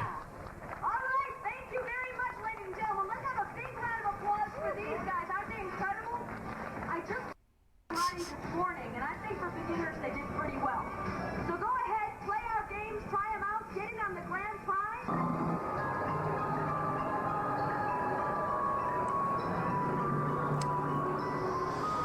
Okay. What is this? Weird. Is this a Deadly Premonition, maybe?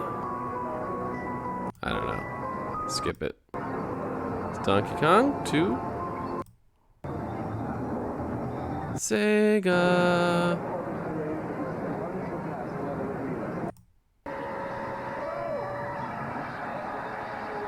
Racing arcades.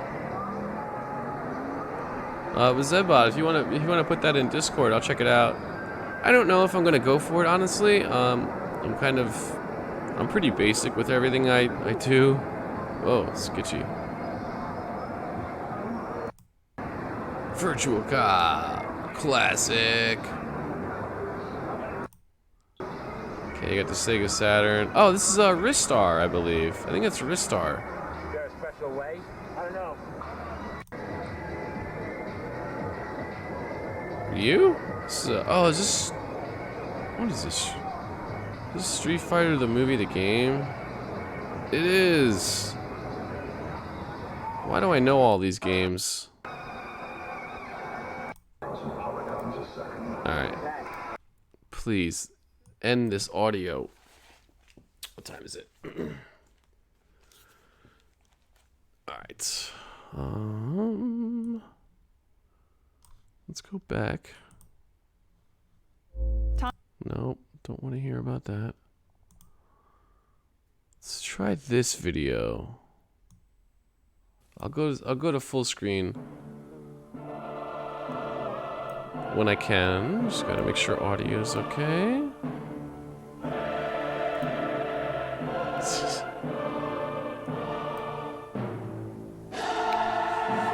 E3.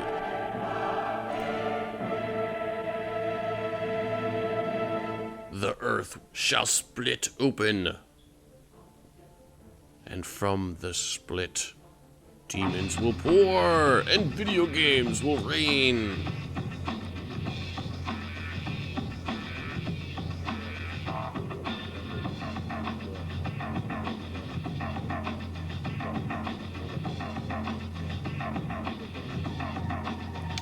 Sure, it couldn't hurt. I put together just demonstrating exemplify the kinds of things that can be done, not as a set kit or anything.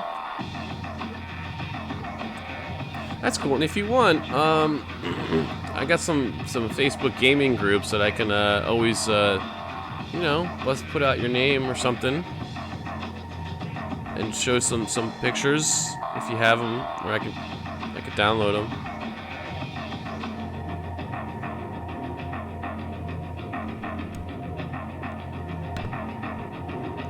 What I see, what I really want to see is actual, like, walking around the floor and stuff like that. But you know what? I'll be right back. I'm going to leave this running. I'm going to take a 5. I got to use the bathroom, feed the cats.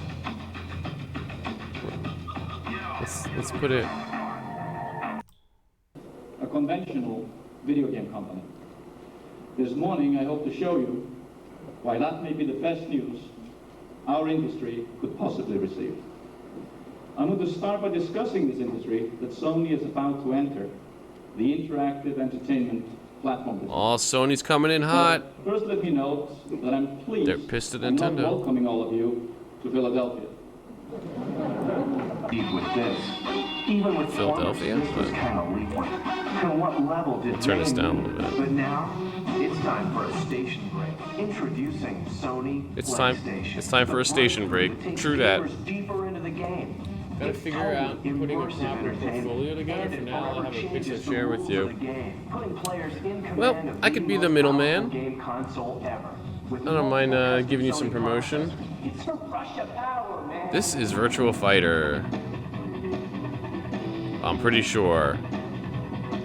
You could barely see it because it's ass. Virtua Fighter is a classic. Oh, here we go. You know what? Maybe we should go to 1996. I'll have to rename the stream. I would love that. Yeah. I can't guarantee you get any hits, but you know. Some Facebook gaming groups that's pretty good community of people.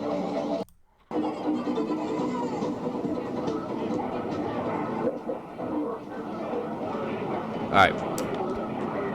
I'll be right back. I gotta take at least 5. I gotta feed the cats, do a couple things. And then maybe we'll search for 1996. We'll go to the future. Because I think the well is dry now for 95. Snack time, yeah. Grab a snack, use the bathroom, smoke them if you got them. I'll be right back.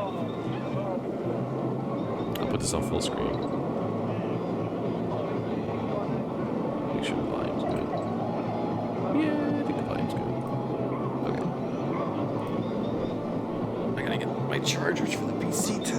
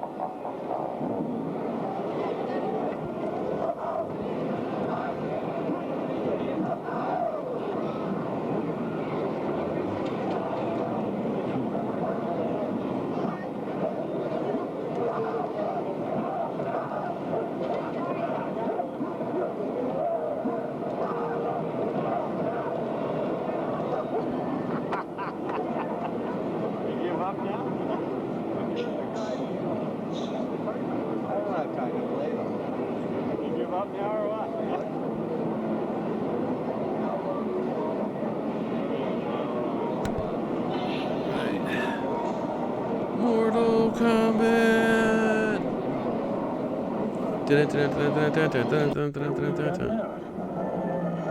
Oh, is this what game is this?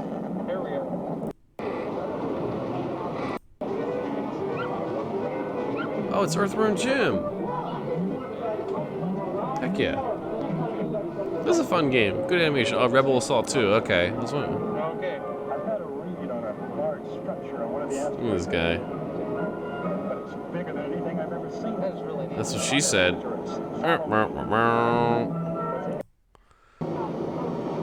Oh, NBA Jam.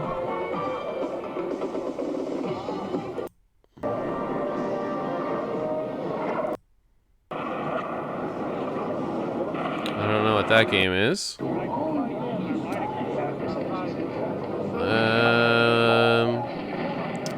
Don't know what that is.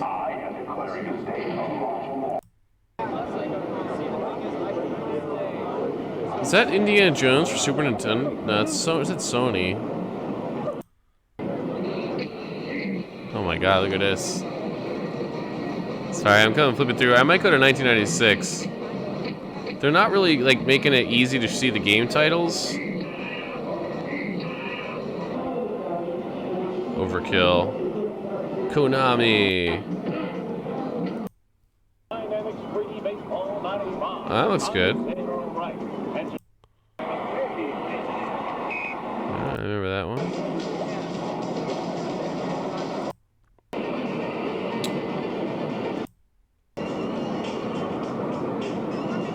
Is that... That's not... Is that... That's Twisted Metal. Yeah, Sweet Tooth. There it is. Might be a canceled game. No, it's not Jaguar. If it were Jaguar, I'd say yeah. Oh, it's the 3DO. What a piece of garbage that system was.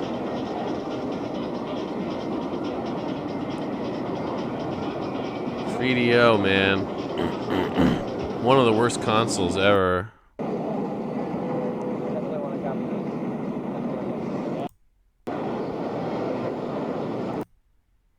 It was expensive too, if I remember correctly. 3DO, like, only the rich kids had 3DO, and the stupid ones. Rich and stupid. Look at this stupid game. Okay. Cyber Dildo? No. What did that say? Cyber Dildo. Okay.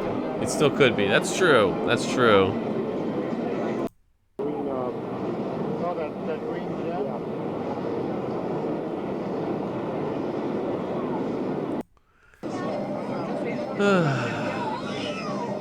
Cool Spot. I remember Cool Spot. Dude, that was actually a pretty good game for the NES. Believe it or not. I didn't know that they made one for 3DO. It actually looks kind of good.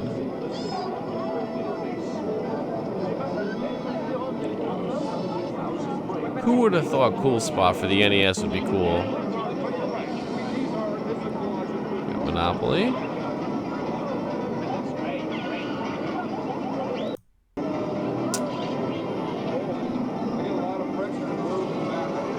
Got a Virtual Cop.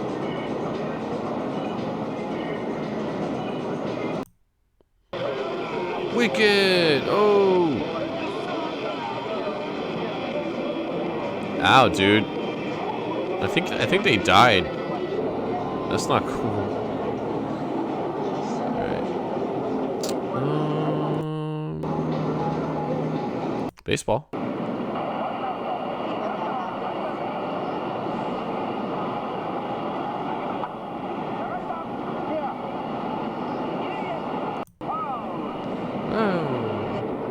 Rayman.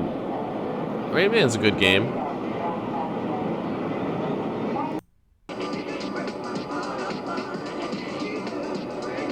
They'll respawn. Still respawn. I wish I could respawn. Potatoes and eggs fresh from the microwave. Yeah.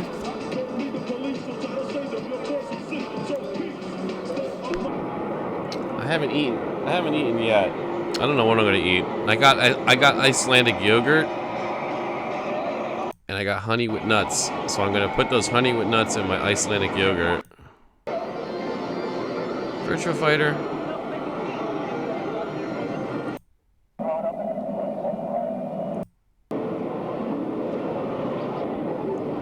Highlander. Oh my god. Is this? Oh, this is the Jaguar. Yeah, I thought so. Okay. Check out the cat box, bro. Let's see the cat box. Where is it?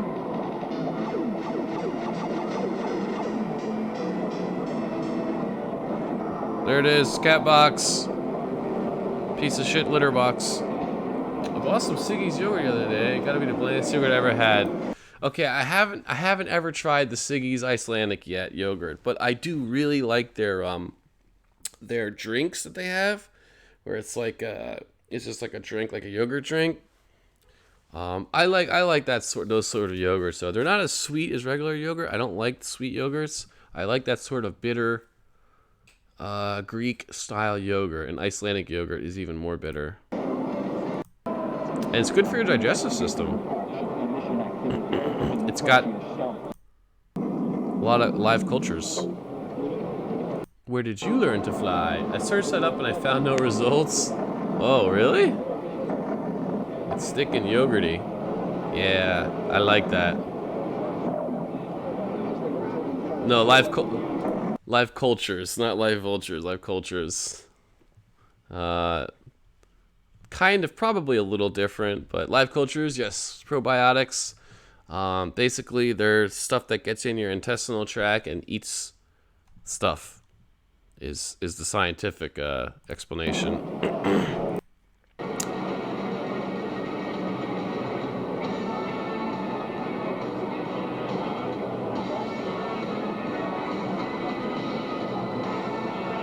Poop critters. Yeah, you could say that.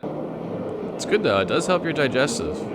I'm all about the good digestive system. I got my Align probiotics. I can't see the camera. I'm in full screen. Gotta get your probiotics. It really does help. I am not.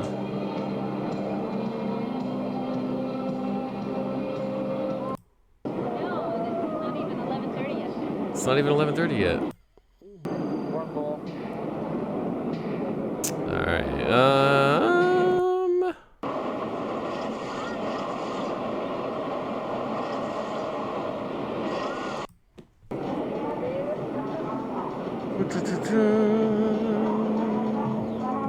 another fighting game.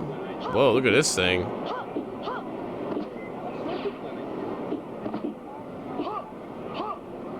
Dimitri versus Dimitri. Why wouldn't you pick a different character?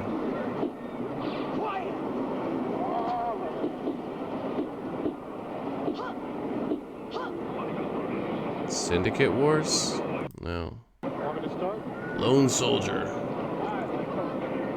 He's a shirtless lone soldier.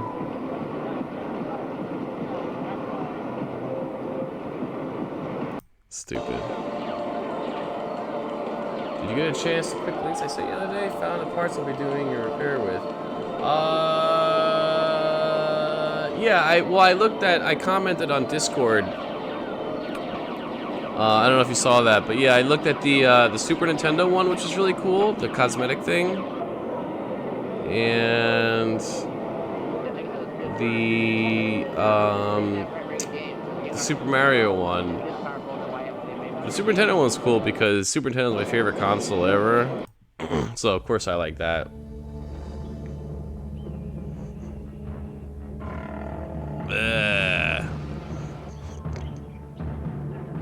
Oh, this is neat. This feels like a rotoscoped, like Prince of Persia type game, maybe.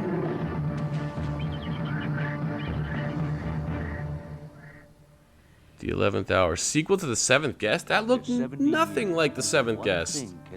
Oh, here we go. Uh-oh. Weaving feature-length video and diverse gameplay.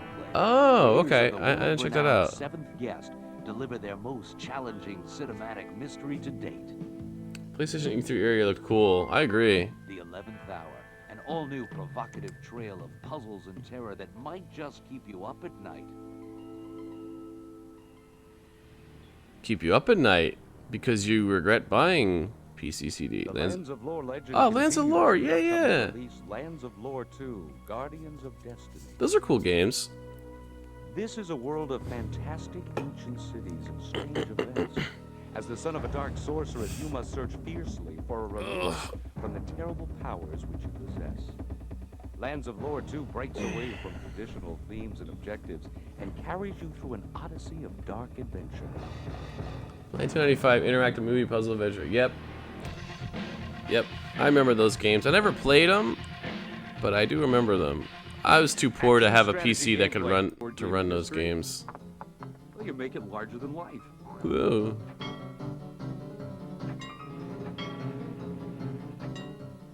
In this brand new and completely updated Anniversary Edition, fully rendered and animated in 3D, the world-famous streets of Atlantic City surge with action as you wheel and deal your way to the top of the real estate ladder. Parker Brothers. Monopoly. Monopoly is an overrated board game.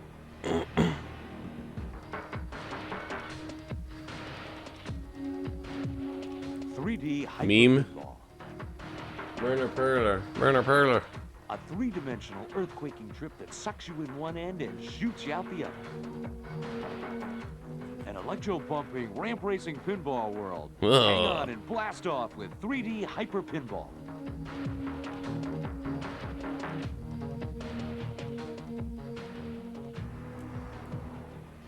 Spot.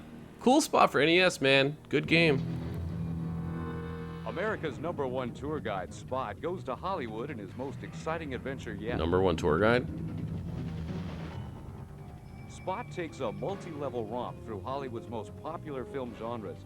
So big and rich in gameplay, it takes platform gaming to a whole new perspective. Get out your map to the stars. It looks Join cool. Spot as he goes to Hollywood. It actually looks kind of cool. Uh-oh, Converse. Converse, hardcore hoops. Did this ever come out? I can't believe Converse had a game. City to city, game to game, this is jumping, pumping people that can't hold back. If I remember correctly, I don't know much about sports, but I think Converse was like the basketball shoe before Jordan and Nike and all that. I could be wrong, but I think Converse. This is Converse Hardcore Hoops, I think it's called? Wouldn't hold back, even if it could. Can't stop, won't Jam it stop. and slam it any way you can. with Jamming and Converse slamming. Hardcore hoops. Look at that guy. Agile Warrior F111X. That's quite a title. Get ready to go airborne in the powerhouse F111X with the same training techniques, strategies, and mission scenarios used in actual military flight simulators. I doubt that. Strap into the ultimate combination of military expertise and video game technology in this truly unique arcade-style flight experience. Screamer? This is the PlayStation, right? PC CD? Racers, start your engines and hang on tight as you attempt to navigate your way through some of the grittiest terrain ever attempted in a motor race. Ours Hardcore Hoops, also known as Commerce City Ball Tour. Canceled. Non-stop as you race the city streets, In mountain development. roads, and open Virgin. countryside in this new and exciting 10 fast-paced cities. racing game. Initial releases and never released. Another canceled game. We've seen a lot of canceled games. Oh, the Max CD. Alien Alliance. As an inner space wing pilot first class, you have been assigned to solve the mystery of the steadily increasing barrage of attacks on human ships. As you fly deep into the vast expanses of this danger-fraught galaxy, you'll complete highly covert mission objectives while slowly uncovering a counter He's talking of so. betrayal and deception. He's talking like you will do Action this. strategy simulator, Very quiet. diplomacy and military expertise are the order of the day. Yeah. For some reason, I'm talking quiet now. Zone Raiders. In this barren and desolate world of the future, only two things matter: speed and survival. In your souped-up and heavily armed vintage automobile, the speed is breakneck as you invade and defend tomorrow. Defend tomorrow? What?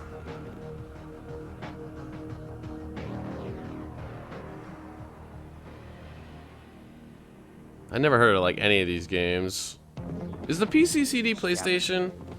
Is that what that is? Explosive action and stunning special effects collide in Scavenger. What? What is this? A future tale from a very dangerous world. This game looks awesome. You control the plot and Computer games? Yeah. True. True. Because I think PlayStation at one time was like the working title was something like, I don't remember. But anyway, this is Scavenger. I need to see. That's probably why I never heard a lot of these games, because I was too poor to have a PC gaming thing. Scavenger video game. 2020. Well, that's not what I wanted.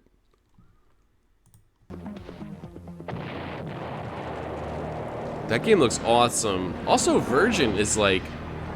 Every other game is frickin' Virgin Interactive.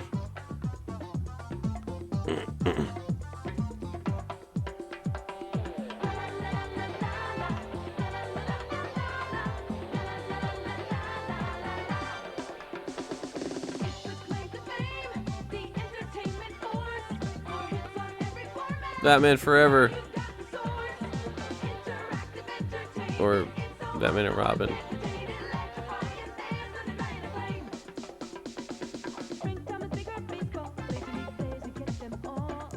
I'm not Whitney Houston, but I might sound like her sometimes. Never change. Judge Dredd.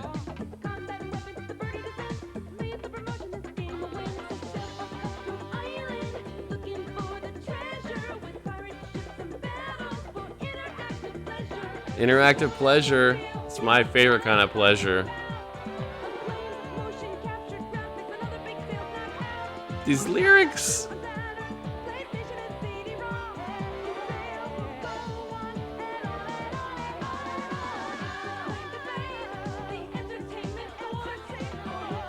It just said Scavenger.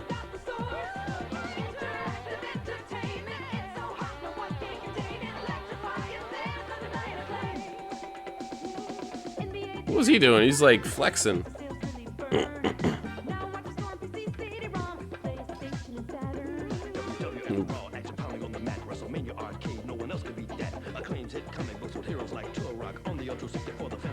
Oh God.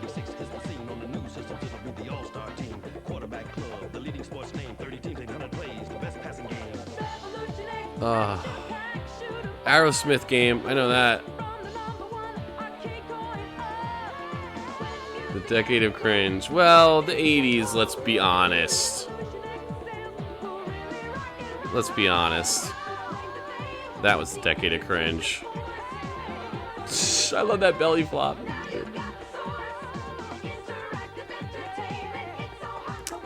It was on PC. PC, I think.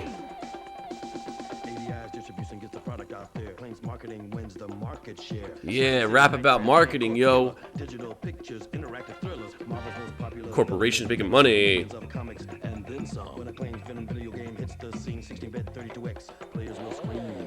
Corporations, yo. Marketing. Yeah. The kids will dig. This is going on forever.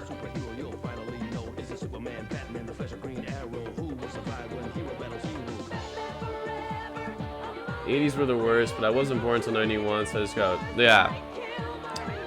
So Dana said, yeah. Oh, who was that pop-popping?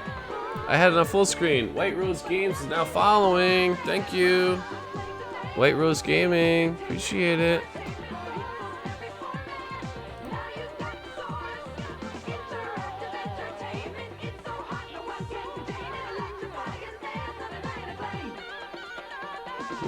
No.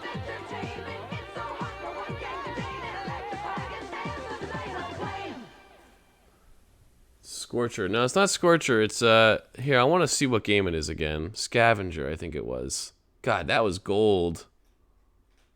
Or was it Screamer? No, it wasn't Screamer.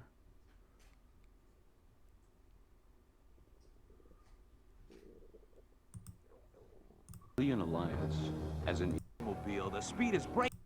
Explosive action and stunning special effects.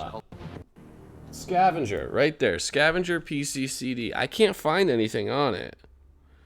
It looks amazing. I gotta tell you, I have a soft spot for FMV games. I really like them. And I don't know why. And it looks like... So this would be 1995. I'll put like 1990... 1990s.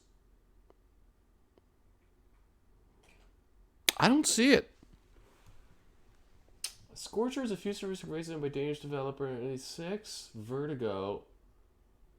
Special minus like, yo, White Rose Games. Yeah, I don't know if they're watching or not, but they're following. So hey, is it that? No, it's not that. It's Scavenger. Yeah. Oh well. Frank Thomas, Big Hurt Baseball. Frank Thomas, I know him. The hell? FMV. FMV is full motion video games. It only lasted for a very short while. You may have heard of Night Trap. That was probably one of the most infamous ones. You are watching. Welcome, White Rose Games. Thank you for the follow. They use like video basically, and they're stupid. They have very shallow gameplay. Major league realism, extreme defensive plays, every player in the majors. But I like it. Home Run Derby, player and team stats for full season play, custom all-star teams. Frank Thomas, Big Hurt Baseball. So real, it hurts. Is that good? Curious. You never heard of FMV? Oh. Copyright claim, copyright claim. Check out Night Trap. Night Trap is probably my favorite. It's so bad. You got Sewer Shark, Night Trap, Mighty Morphin Power Rangers, FMV.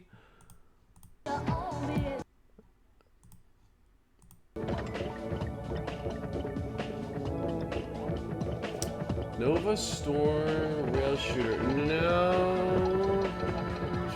Scavenger 4.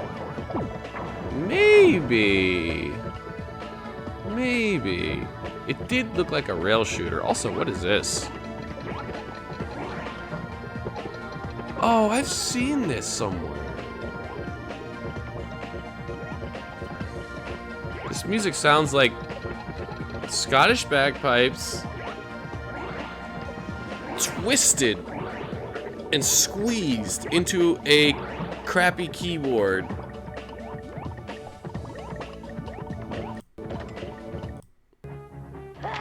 Ristar. Oh, I see now. I think every 3-second YouTube thumbnail clip.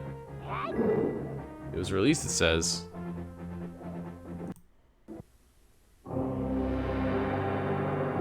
Okay. We could move on to another video, I suppose.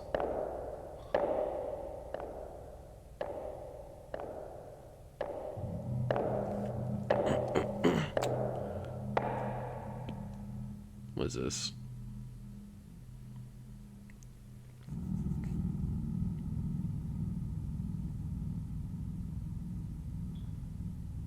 Yeah, FMV games only lasted a few years. Oh, is this Alone in the Dark?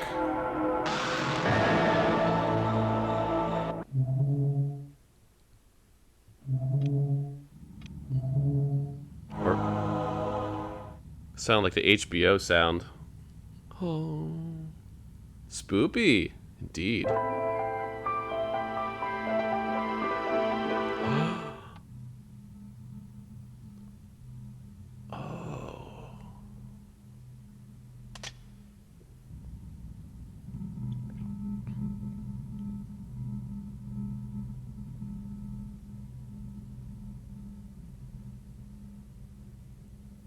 The environments look pretty good.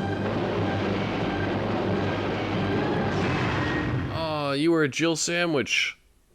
The frick was that, dude? Virgin Interactive again. Goddamn Virgin Interactive. Corporate paws in every pie. Alright, let's try E396 maybe.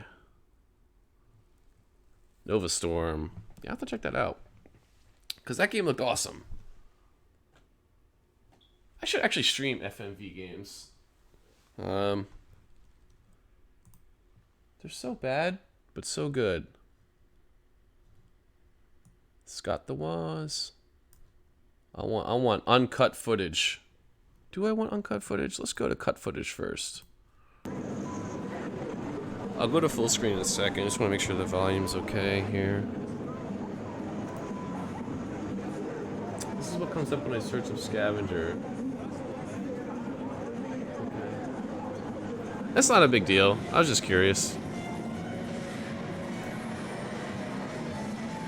No sugar plum. You wanna come up?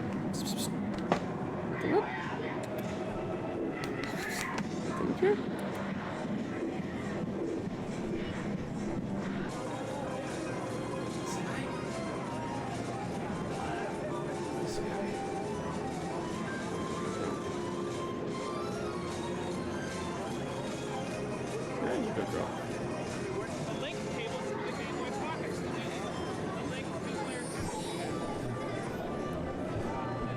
That kind of makes me happy to learn that the biggest privately owned space travel company has its roots in game development.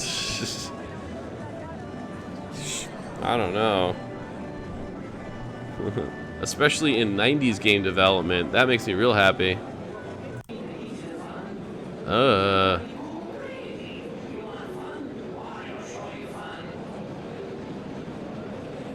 hell was that? Wow, Kirby's Air Ride was in development back in '96. Kirby's Air Ride?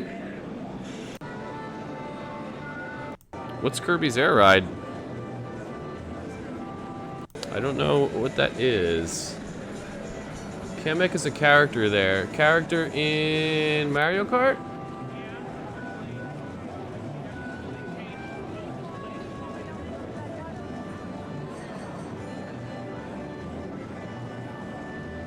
On Mario Kart 64 beta.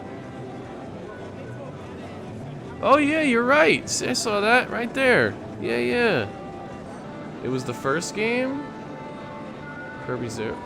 Well, wait. This is just Mario Kart, isn't it?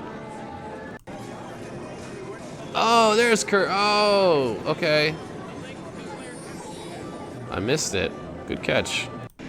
I'm kind of skipping around a little bit. Maybe I shouldn't do that. Actually, hold on. Play it loud! Virtual Boy, don't play it at all!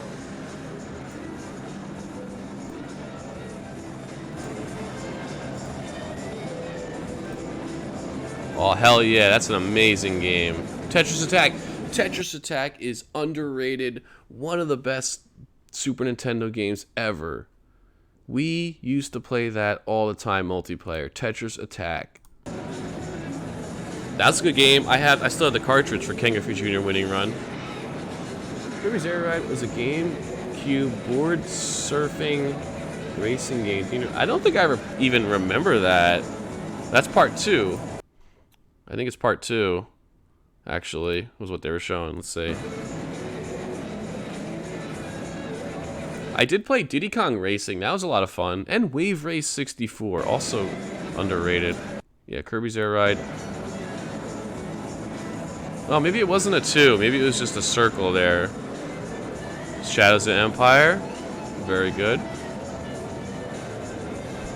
GoldenEye, of course. Cruising USA. Hell yeah.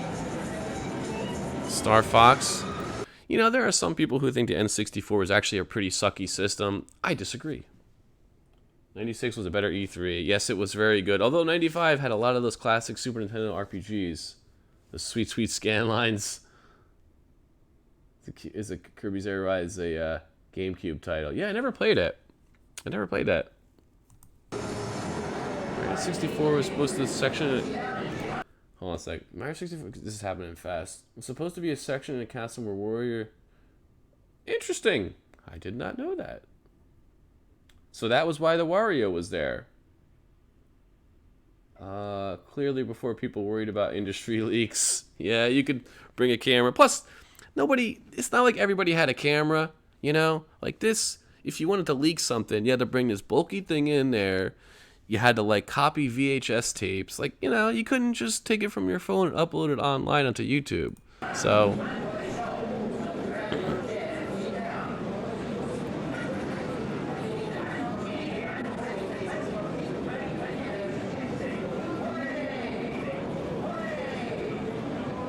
Ultra 64.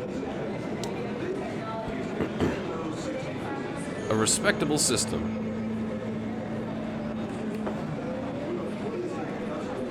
Plus, you know, I was thinking about this the other day. How many consoles came with 4 controller inputs? Because I can't think of any, right?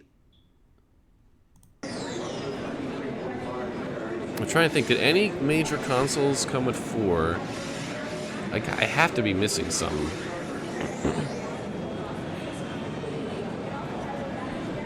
I mean, the Atari Jaguar, we learned today that you could link up 32 Jaguars together, so do that. Oh, those are cool lights. I want my 64 to have those lights. OG Xbox did. Did they? Okay. I don't remember. I didn't have any friends after N64 days, so I didn't have a need for it. But these days were fun. Hell yeah, Meringue moved to my island. Out her own, I found Tangy with... You just said a whole lot of words that I barely understood, but I know it's Animal Crossing, right? That's 2 out of 10 wishlist villagers down. Congratulations, Nook Mile tickets. That's a good name, meringue. I love lemon meringue pie. It's good.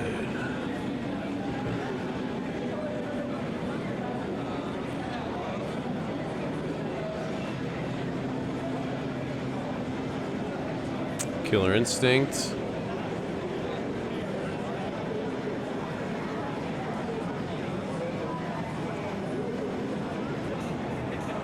I think that's, yeah, Cruising USA, that was a good one.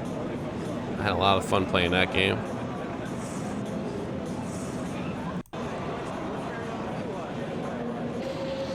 Meringue is a rhino villager. She's Strawberry Shortcake themed right now. Oh, I've seen her. Yeah, I've seen her. Strawberry Shortcake themed.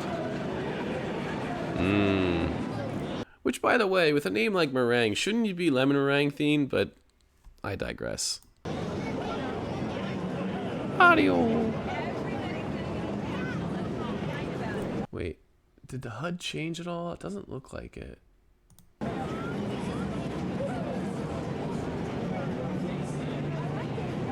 Tangy's a cat with an orange for a head. Game's so weird. Audio.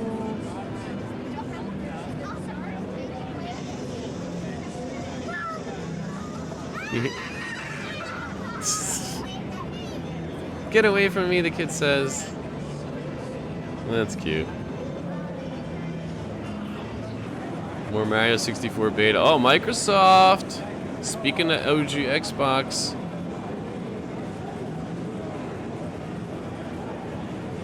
well, when did the Xbox come out? How do you Google the first Xbox? You can't do, I guess, just the first Xbox.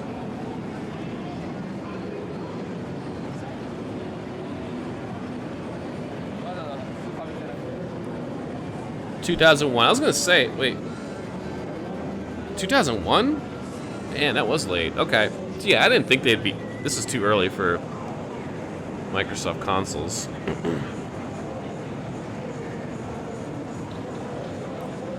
...2001. What month? November. Damn, it was like a month after 9/11 it released.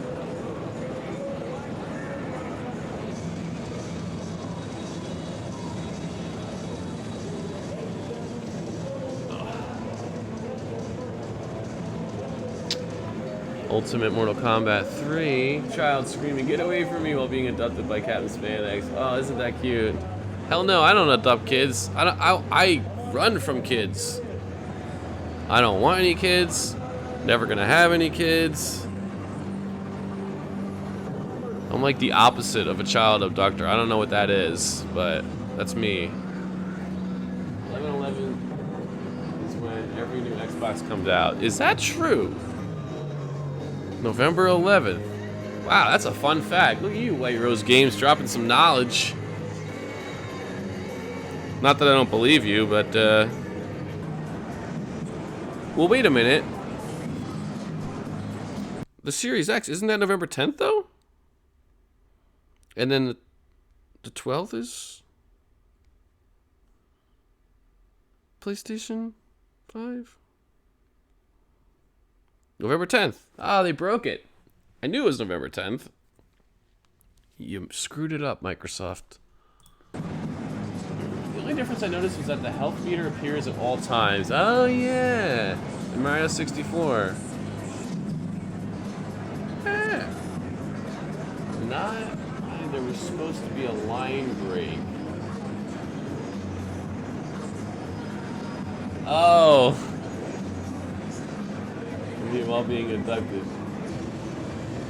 Oh, I see what you're saying. Okay, right. I don't know why I inserted by there. Okay. Hey, there's Sonic? Extreme? Oh, man. You thought Sonic was extreme before? I have no idea what that game is. I'm not a Sonic fan, really.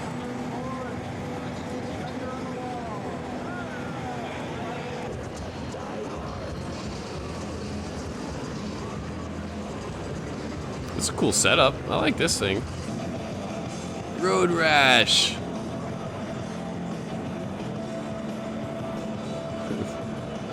That's funny, though. Okay, not abducted by Captain Spandex. So it's okay, then. He's being abducted by someone else, then it's fine. Sonic Extreme game.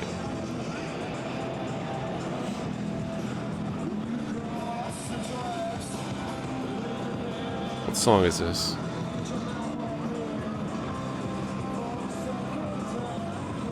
Sounds familiar. That weird 90s trend of spelling things look cool. Yeah, well, Gods and Monsters changed its name to Immortals Phoenix Rising, and it's like FENYX or something, so we haven't really ever evolved past stupid spelling, I think. But you're right, the 90s did that a lot. Everything was extreme.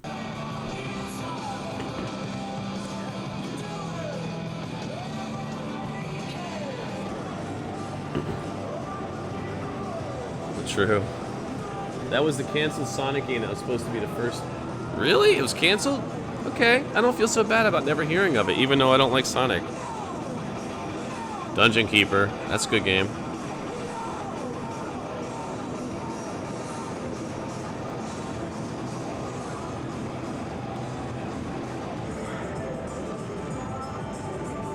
I know that song. Also, I saw Titanic. Was that John Madden? Was that Titanic? There's a lot happening. Hold on.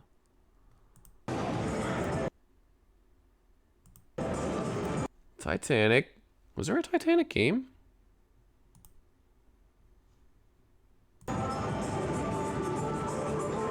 I like that song. There he is. Looking kind of goofy. Boom, fast acting, tin acting.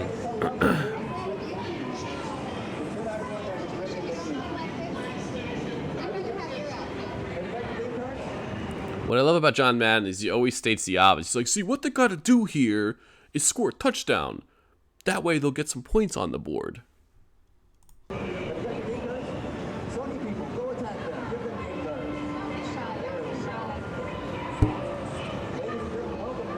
By the way, can you imagine a future where Nintendo didn't screw over Sony and they actually stuck with their deal to work with Sony?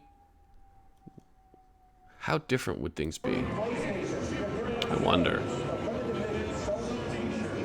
Because Sony didn't want to go into the business alone, but there was like one guy who was like, nah, Nintendo screwed us over, we need to do this.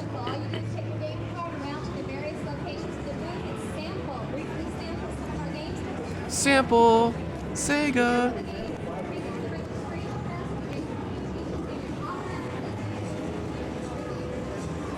A lot of suits. A lot of people dress nice. Old suits.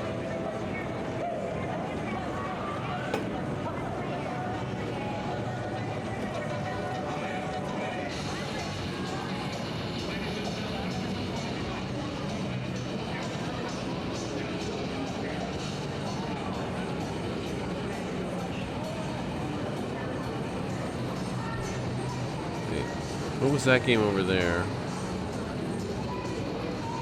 Hold on. Let's see what game that was.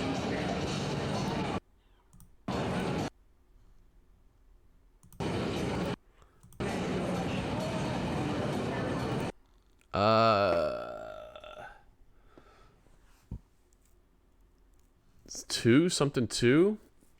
I feel like they should still work together, like Xbox and Nintendo. I know they're like BFFs now, Xbox and Nintendo. Nah, Sony was mad, got mad, and rightfully so. Nintendo screwed him over.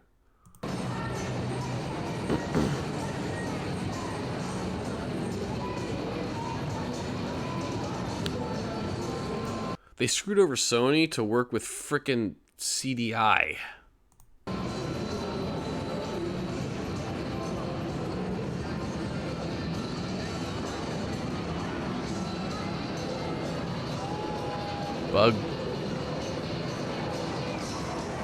Bug 2. That's a stupid name, isn't it? Bug 2.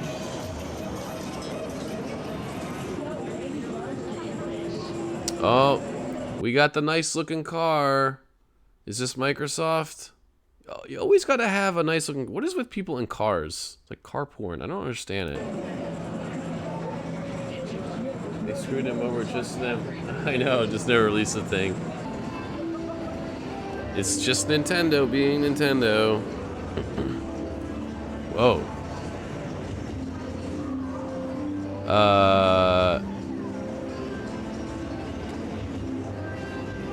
Okay.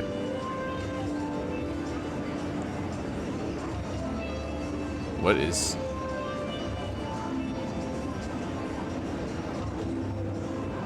Can I show this on Twitch?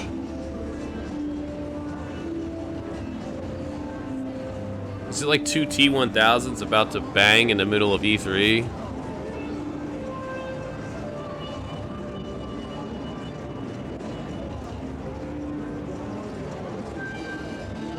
No cameras. As he's sitting there videotaping. No cameras.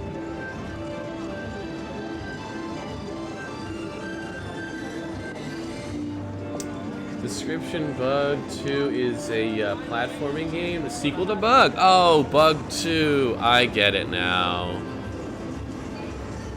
It was then ported to Windows. I get it.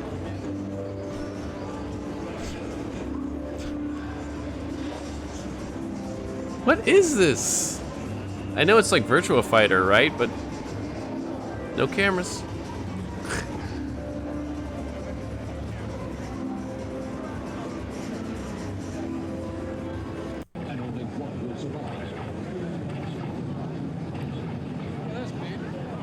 Another car. Whoa. That's not street legal. It's got rockets. Yeah, America. Fuck yeah. America. Fuck yeah.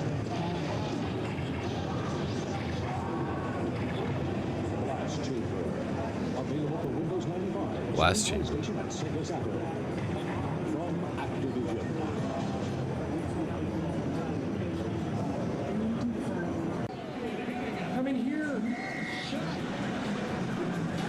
Let me know how volume is, by the way. I'm in full screen, so I can't see. Oh, Quake. Okay.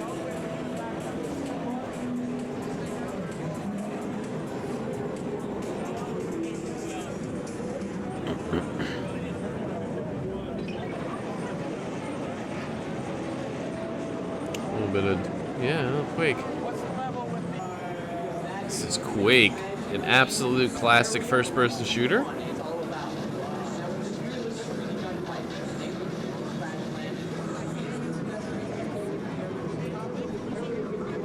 Volume's good, thank you.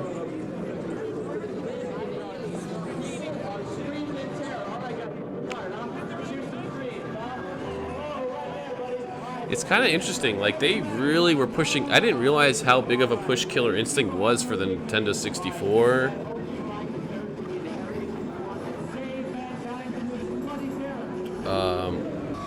Especially watching 1995 E3, like Killer Instinct was really at the front and center. No cameras allowed.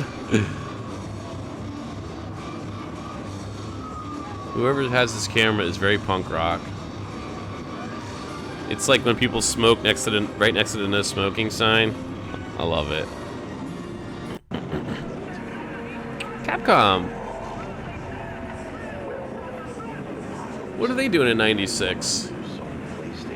Some Mega Man X game or something?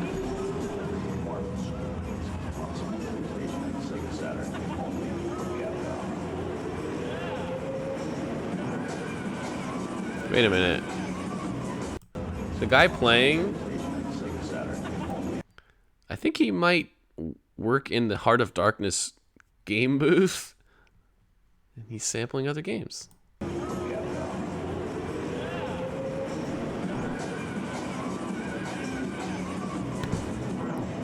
Stand toe to toe.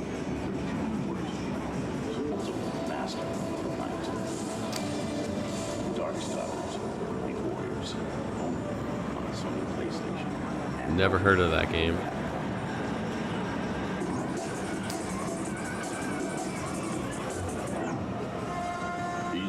Crystal Dynamics. Tekken 2.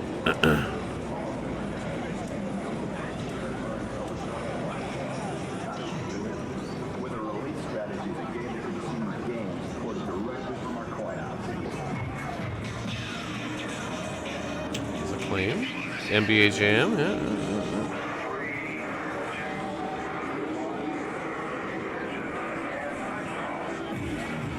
Big Hurt Baseball. Okay.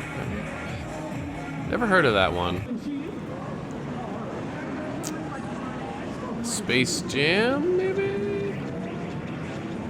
And there's this game again. This seems so familiar. Like, I don't know why.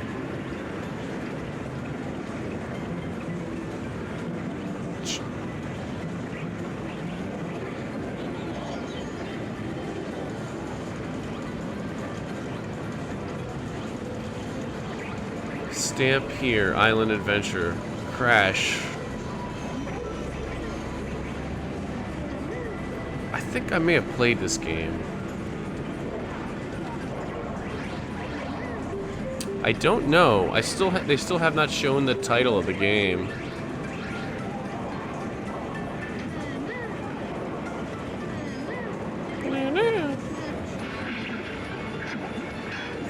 It said Crash on there, but I don't think that's right. No, not Crash Bandicoot. That's what I was thinking too.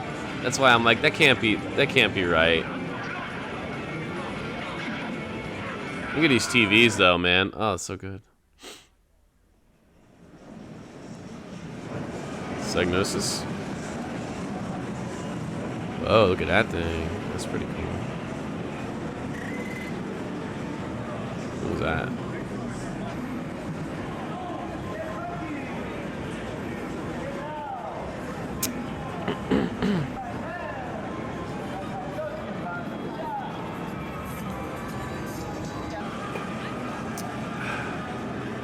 Look at the title again.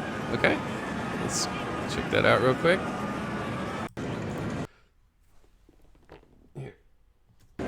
You can see Crash. It does look like it says Crash Bandicoot in a way, but obviously it's not.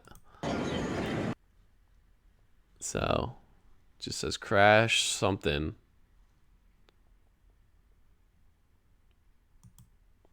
And it looks like you're a bunny rabbit. Crash Bunny Coot? I don't know. Sports bar. Sony Sports Bar. Woo! Get me a gin and cranberry. A Hendrix gin. None of that frickin' bullshit gin.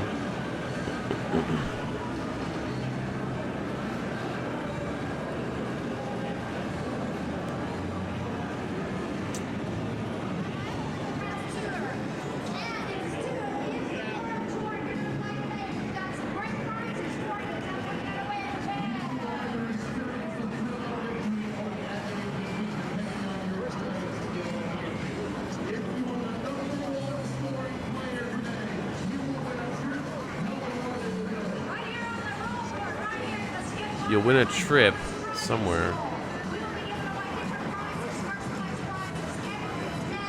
Now I want to see the contest.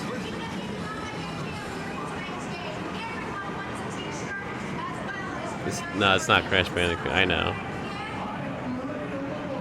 Oh, look at that. NCAA Game Breaker. That was before EA had a crushing monopoly on the NFL license.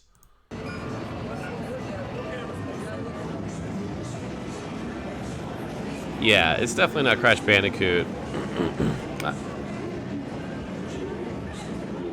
Crash Bandicoot is a kind of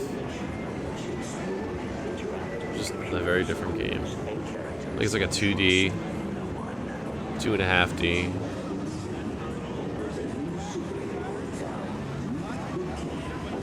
The revolution begins. Is that the Aerosmith game? Might be.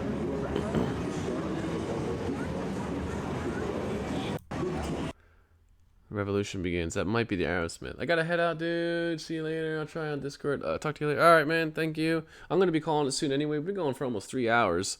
So we'll finish this video and then the next stream, maybe we'll do some more E3. I think this is fun, man.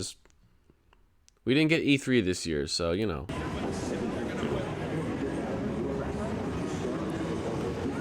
But appreciate it. I'll check you on Discord. Played it before? Yeah, Crash Bandicoot. Ah, it's Konami. Remember them? They used to make games. Contra.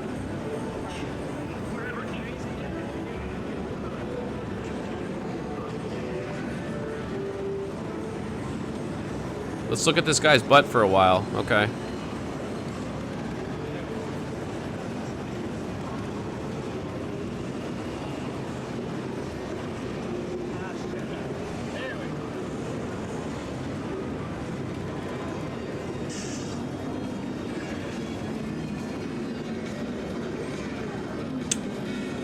I don't know that game.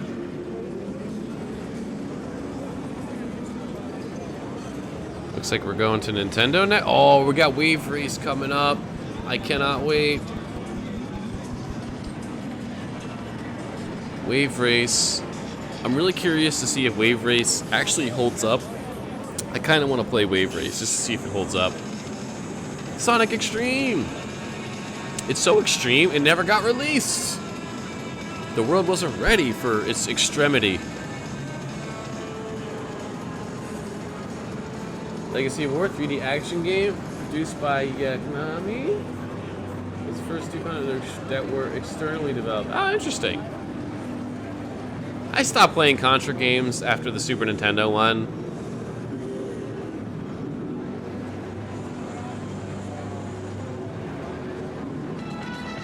Here we go. Wave race. Pilot Wings. Also awesome. Love Pilot Wings. Super Nintendo N64. Dude, the N64, come on. People hate on that system. It's pretty good.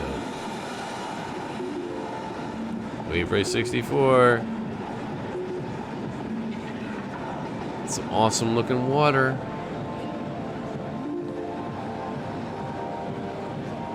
It had really cool water physics.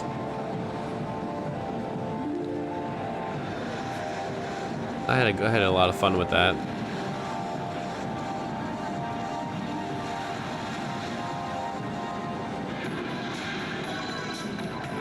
Oh, what's this? Is this GoldenEye? GoldenEye.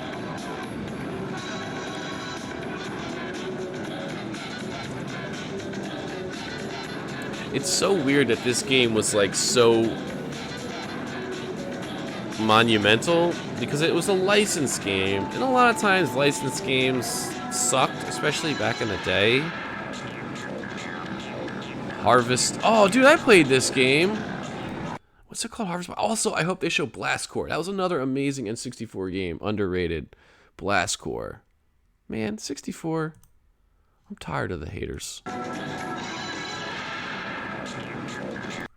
Harvest Body. I think I played this one. I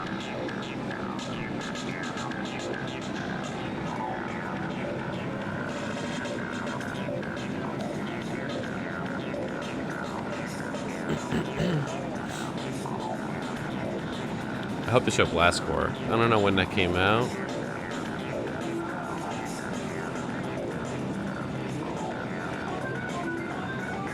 Imagine hating on a 64. Shadows of the Empire.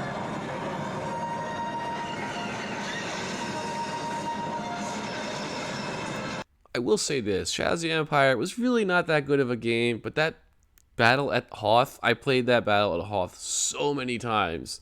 Worth the price of admission alone. Now, people do hate on the 64, and some of it's legitimate. Like, it had really slow frame rate movements. The textures were complete ass, but then again, so was Sony PlayStation. And, you know, it had a lot of issues, and I understand some of the hate. But some people take it way too far and think it was just a bad system.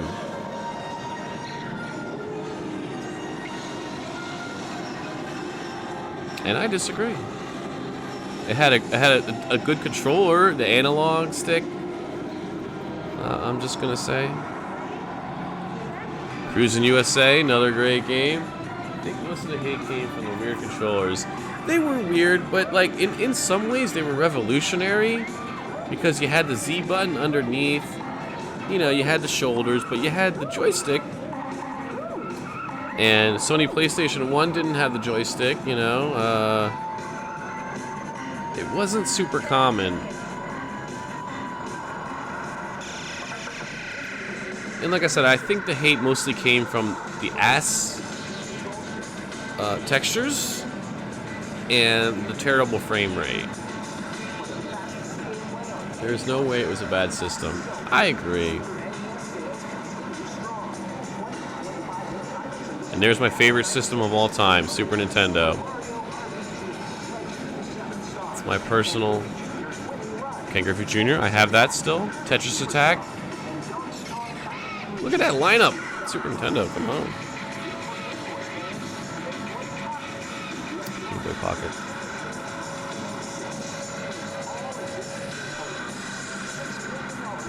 I can't hear you over the music. Whoa, look at that weird looking Virtual Boy.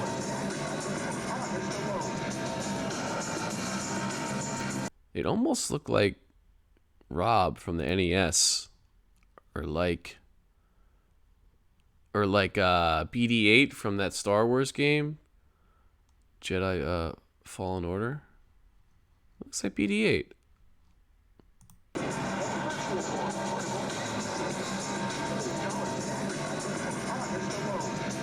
Virtual Boy was not it, no.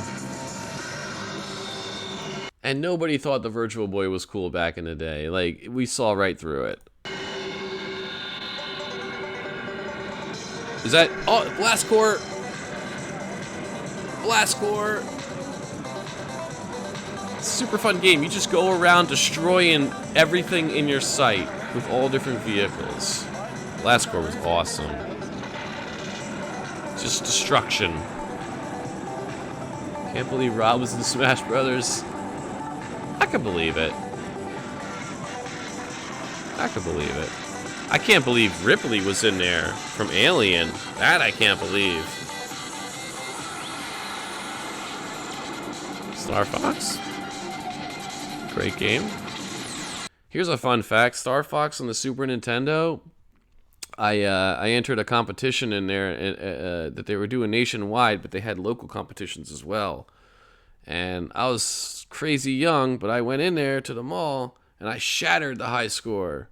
And I was the high score leader for a while. And then they eventually beat me, and I didn't win anything, but I had my moment. Who? The alien. The Ridley, I think. Or it's from Metroid, right? Not from Alien, from Metroid. The alien from Metroid. That's what I meant. Dun, dun. I think the name's Ridley or Ripley. Metroid, yeah, that's what I meant. But that's also a Metroid. That alien was taken directly from the movie Alien. Even the name of it, it was directly inspired by Alien. So it's basically from Alien. Killer Instinct! He looked really big. He's the same size as Bowser. Oh, they made him smaller? He was really sizable.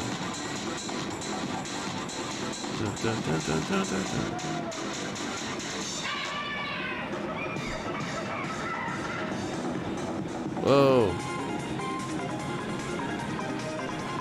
There's your Kirby up there.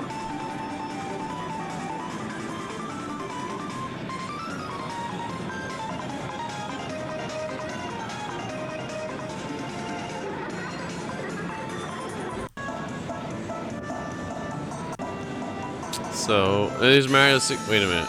Hold on.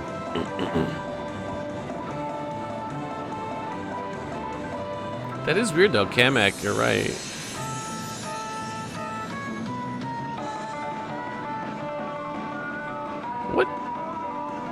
What is that screen? That's weird. For Mario 64. This screen right here.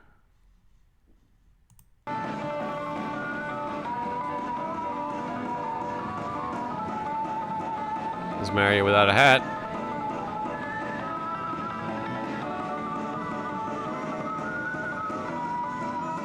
Ah, you fell.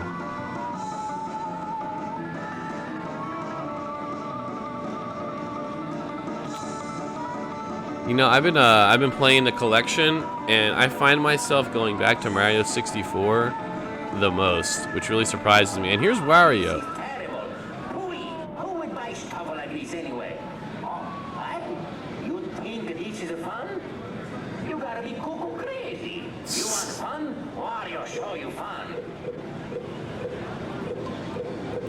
So you said Wario was going to be in there? I didn't even know that. Never mind. I think it's the tower one. Look at that third screen. I've never seen all before. Oh, the tower. Yeah, I know. Yeah, it's the tower one. That was a pain. Isn't that great, huh? So you like that, eh? Oh, watch this. This is even better. What? Alright. He was. I didn't even know that. That's weird. Alright, well, let's just zip around this one real quick and then we're gonna call it a stream.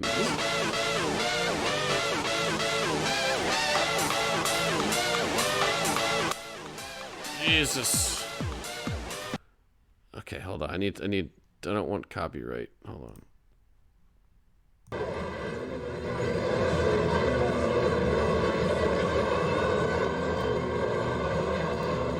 It's the Loud noises.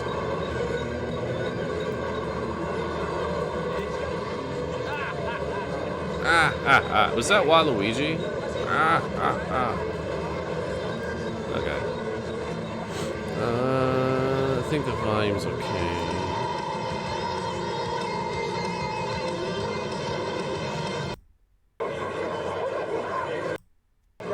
Blake will be able to take two aliens, slam their heads together. One alien will pick the guy up, the other guy will jump on top of him and pound on his head.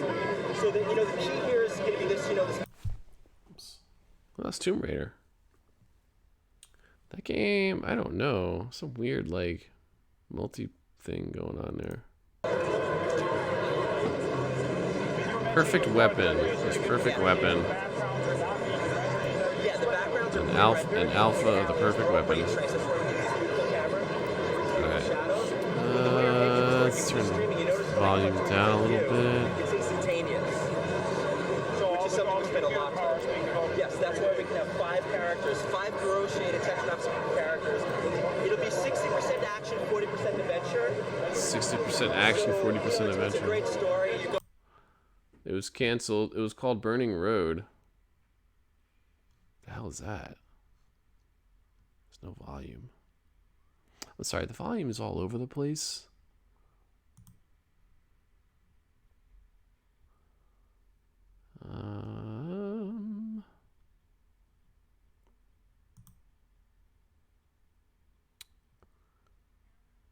God, these games are so weird. All right, you know, maybe we'll call it. We'll save this one because now the volume is just like. Cheaters never prosper. How do you video game? Cheating is perfectly okay. Don't cheat the shortcut and then watch mommy come racing down the Cheating is perfectly okay. Oh wait, how do you do that shortcut again? She's kind of ticked off that Mario cheated, but that's Hold on. I was wondering how you do that. by saving this mommy penguin's baby. You then get the second or third star. Is there just no volume? Yeah, it's weird. The volume cut out. Mario 64 demo.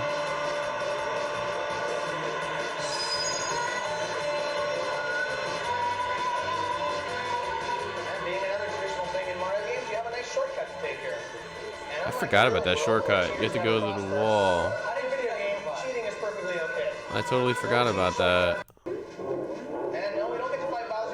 So long, Gay Bowser.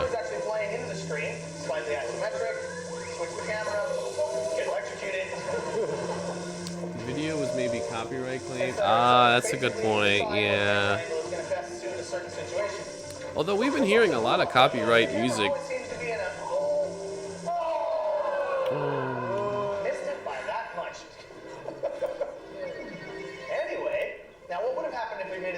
Which is pretty tricky, so I had to do it. I had to input that. which you'll see on the tape. And when Okay. you beat Bowser, you get a key.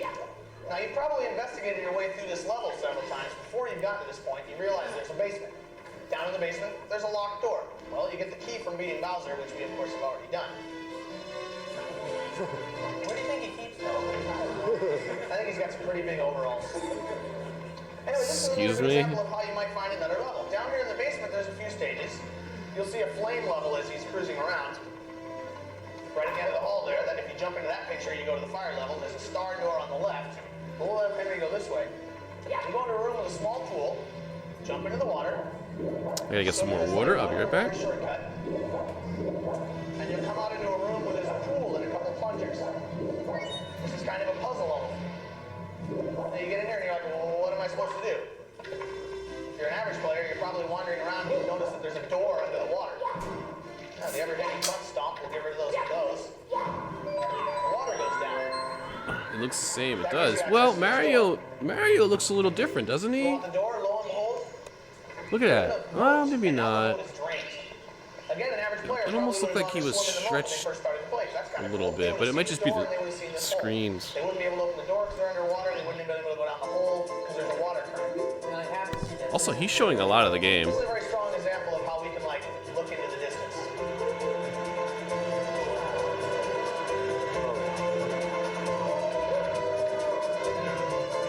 may have also noticed while Mario popped into this level that he looked like a bunch of pixels. This is what we like to call the pixelated Mario power-up. Mario has 3 other abilities that he can gain during the It's just different. Are familiar with the idea of a V-rig plunger. Yeah. And you'll find these big, gigantic, transparent blocks with an exclamation point, and you got to find this plunger. This is really in order to new. get them all solid. And they give you a couple different abilities. Mario gets this hat where he can just fly freely. He also ends up with a What do you mean? this hat, which he'll gain as soon as he goes over and hits the now solid blue brick, which turns him into pixelated Mario. So Yeah, his model I think looks a little bit different. like this one right here. So we'll have Mario Henry grab the hat. Now you'll notice he's like pixelated Mario. Okay, we know that. That's enough of that, guys. Let's go play the game. Okay, we'll give Isaac one shot at this. Imperial walkers are worth it, and I'll just do it in my family room. Was this Pilot Wings? Oh, hell yeah, dude. Pilot Wings. Oh, yeah, he says. Listen to the crowd. You hear them? They're like, oh. That's funny.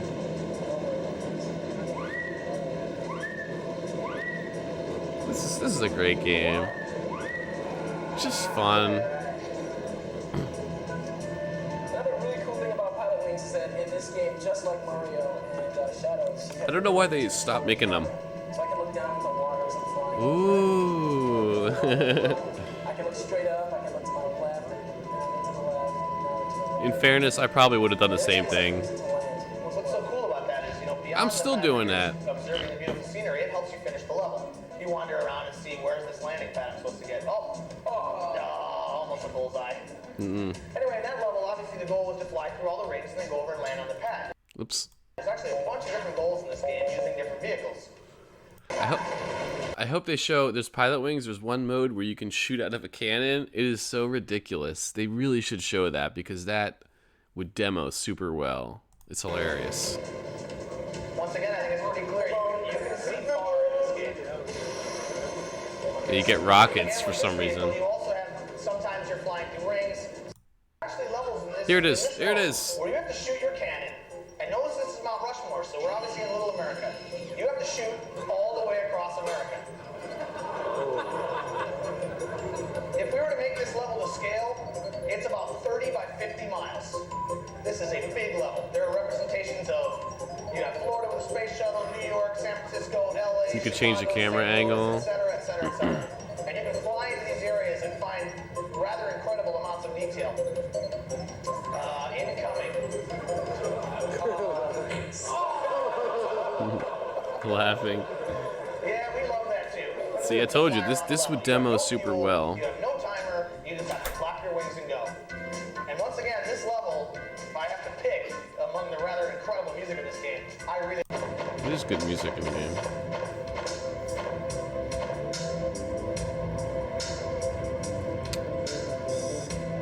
Ouch.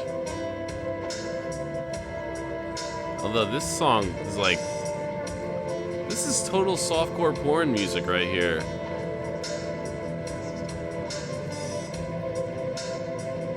This really, really is.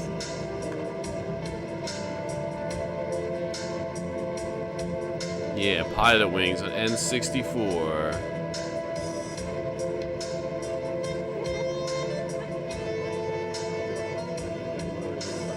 It's a choice. Wow, that music. Alright.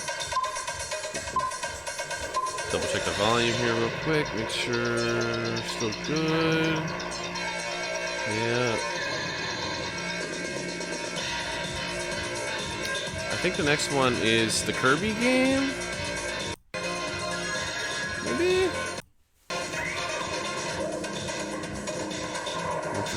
It's a sizzle reel. Turok, that was a great game.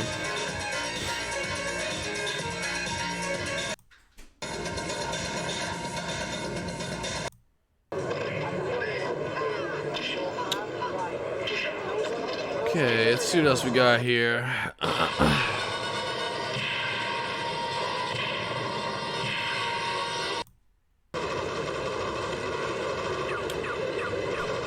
I think that's Contra. Yeah, that's Contra.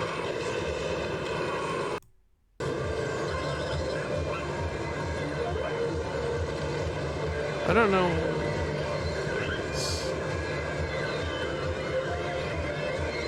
think we're in PlayStation right now. Well, maybe Saturn? Yeah, this is a Sega system.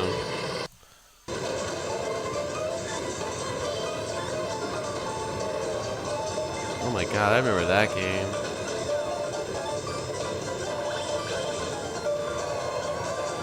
They're not really... Oh, this is Virtua Fighter, I think. It's like a weird mode. There's Bug 2 again.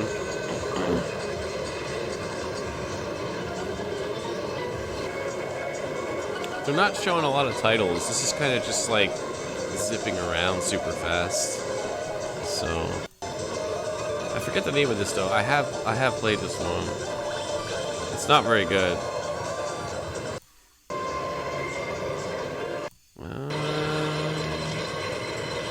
Virtua Cop.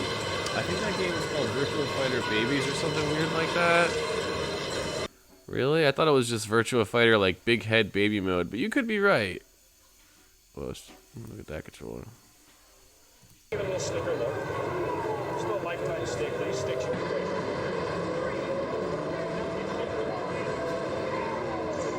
Virtua Fighter Kids maybe? That's weird. Yeah, maybe. I want to see that controller. Look at that thing. That's just too much. They look like me's, kinda, right? Look at all this shit. Why would you make that? Okay. Let's see. Oop. We're at the... Was that the Saturn? Or? Yeah, it's the Saturn controller. Really nice in the hand. Right? Really weird.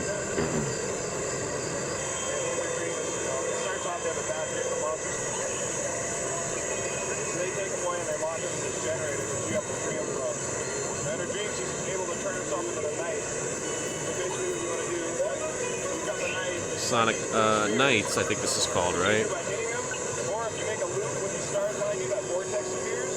Anything within that vortex you collect. You collect the spheres, you hold down the B button, it's a turbo, the clippers will make you do kind of rolls, loops, and you drop them off in here. Once that meter's full, it'll free that crystal which you drop in that original structure you started in. If you have any questions, I'll be wider in. I never played this game, but it looked really weird and kind of cool.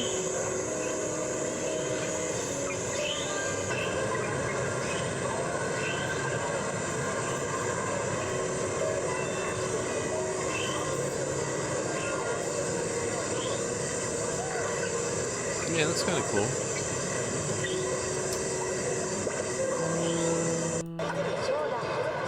Baseball. Still that face.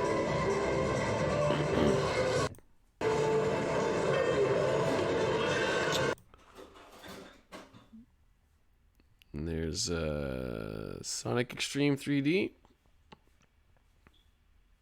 It's crazy it never came out, I guess you were saying.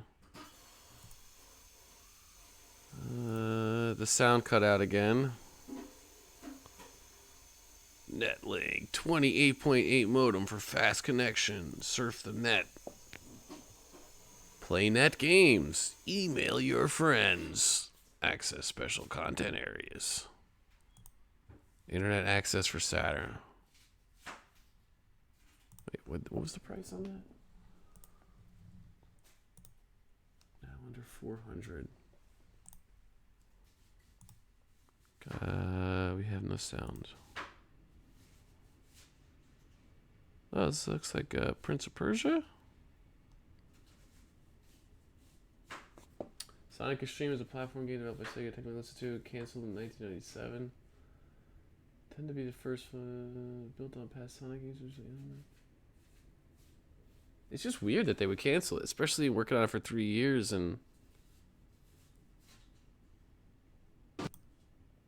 Oh, music about to kick in. I think this is Prince of Persia. Maybe it's not. Is this what you wanted to see again?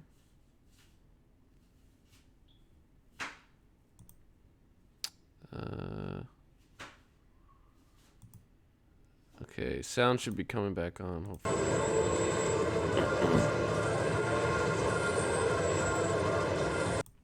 kind of skipping around. This is a 2-hour video.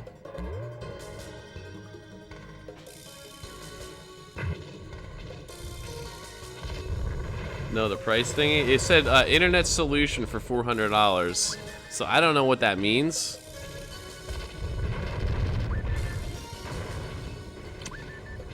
But yeah, it said internet solution for like 400 or under 400.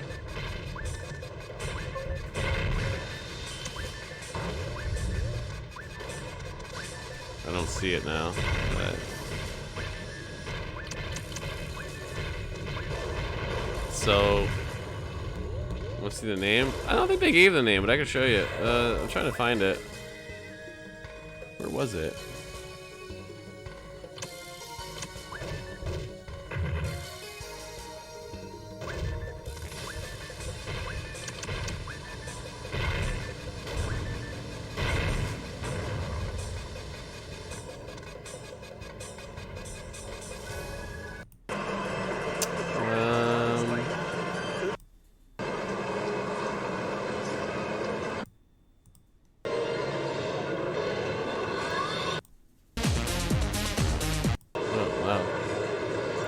I don't know where it is now. I can't find it.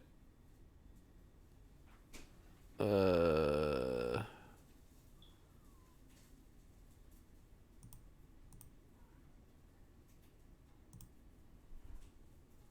think it was after Sonic, maybe? There it is. Netlink, Internet Access Peripheral. Oh, look at this. Oh, that's a website right there.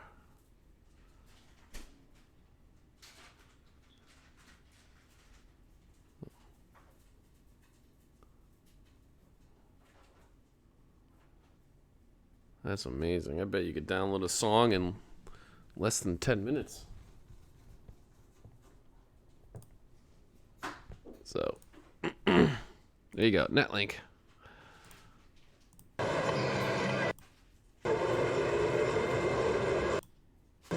Wrestling game? Oh, it's a wrestling game.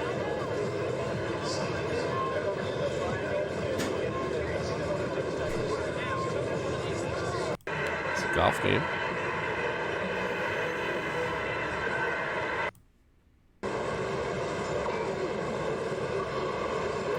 It's really funny because you could tell, like, just looking at graphics a lot of times, what system or what kind of manufacturer did it. Like, these are total Sega graphics. 100%. You know, Saturn, Dreamcast type thing. Phenomenal.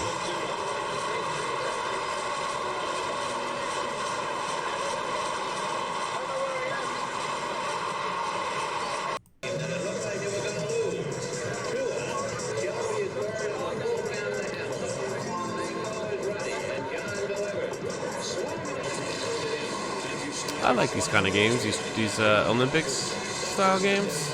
Back in the day, they were pretty good.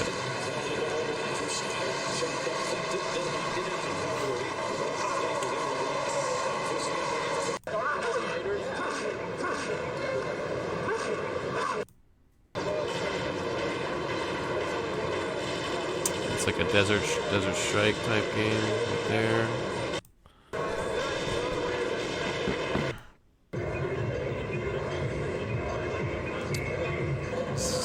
Like Turok?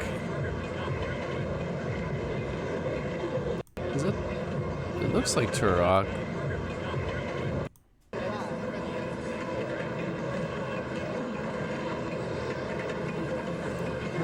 I can't tell. Okay.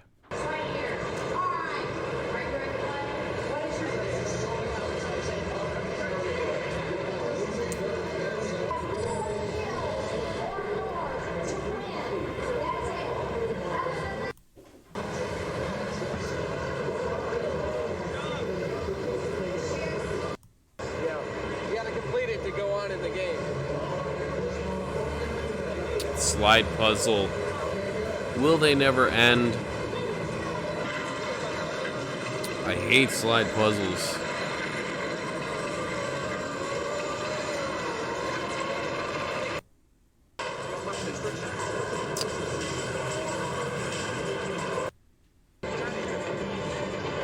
Pandemonium. I remember hearing about that game. Whoa, look at that guy. Is this, Samurai Showdown?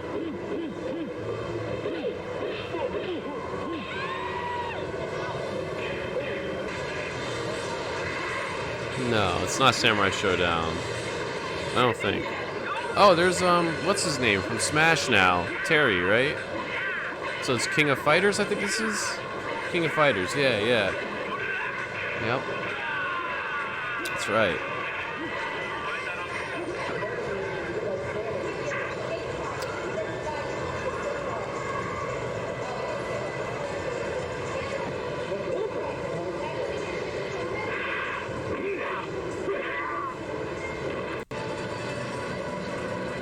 Oh god.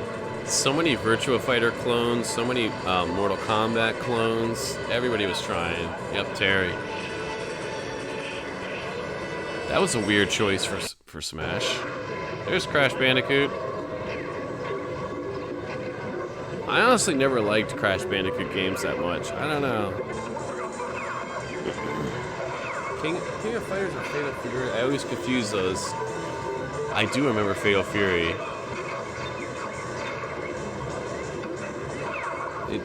Yeah, Fatal Fury, that was a good one, actually. I like that one. Canceled. Eventually canceled because of many internal problems. The game was being developed by Sega Technical Institute, a US-based developer that had worked on games such as Sonic the Hedgehog 2. Oh, wow. Those are good games. Even Sonic Spinball's okay.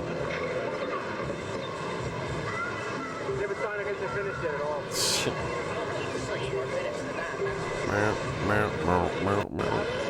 You remember that level? Oh, this game looks familiar.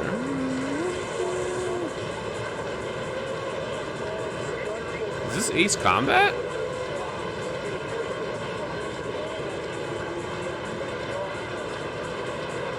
It's very shaky.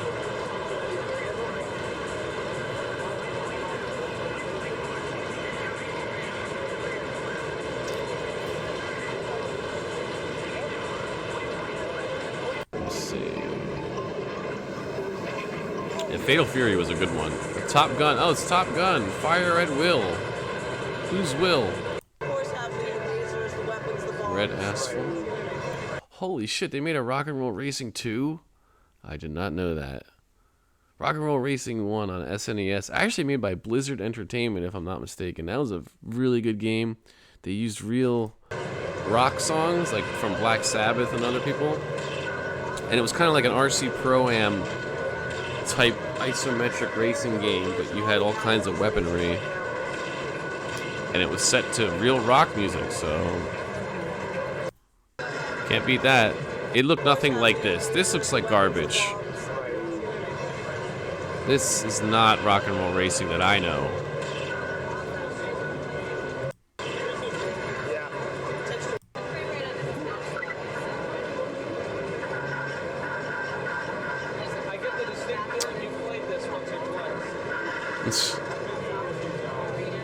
I do want to watch this whole thing just to hear these people comment on it.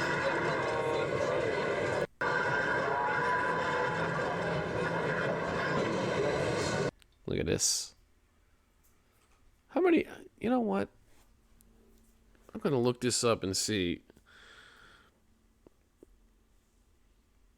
How many people bought this frickin' thing? Analog flight stick for PlayStation.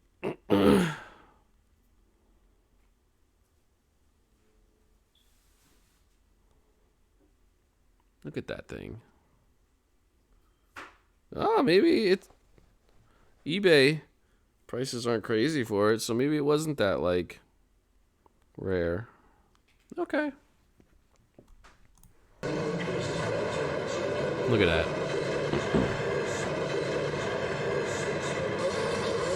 There it is. Another extreme.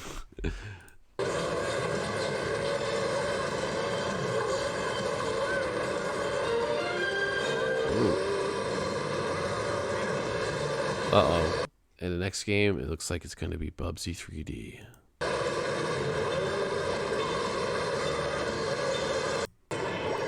want to hear the commenters and see if they actually think this is good.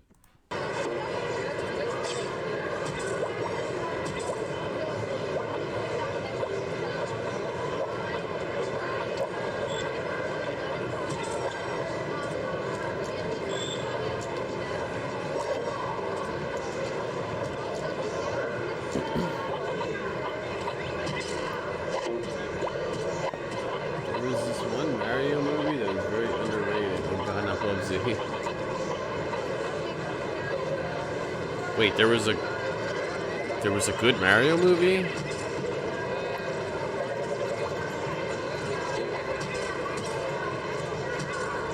It's Bubsy. 3D was my childhood nightmare. Singular visiting Mario 64. Oh man, that sucks. That is a nightmare. I've never played Bubsy 3D. I was like, I'd always look upon those with pity. And actually, I've never known somebody who owned Bubsy 3D, so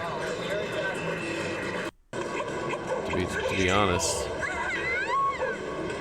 So you are the first person.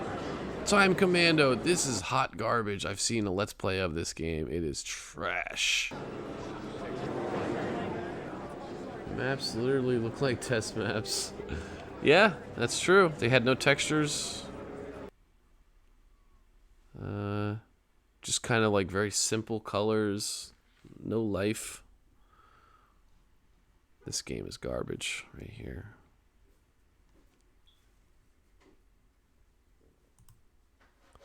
What? They made an Aeon Flux game? Did this come out? Wow.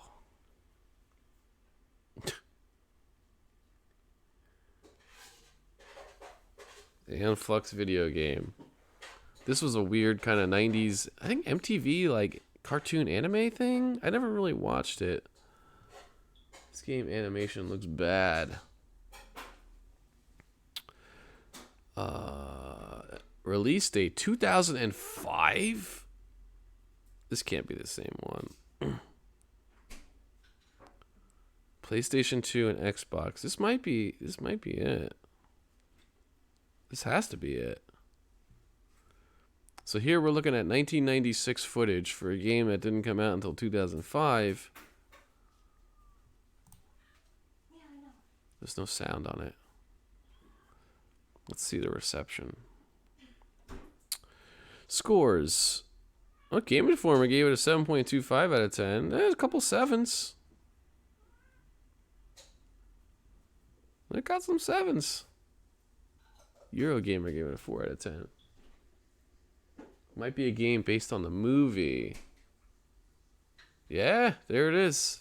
Adaptation of the science fiction film of the same name. But it's all probably connected with elements of the Aeon Flux animated series. Yeah, it's all kind of probably one big universe there.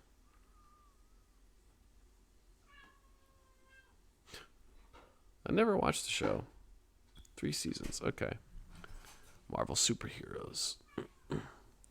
And Flux of video games. Yep. Yeah, I had to look that one up because...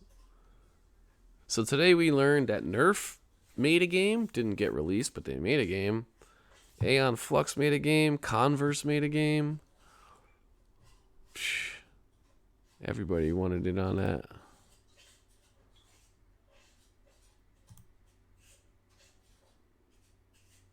Star Wars. There's Blast Corps. I wish we had sound. This game is actually really good. You just go around destroying stuff. I think there were objectives. Like, I don't know, rescue people or something.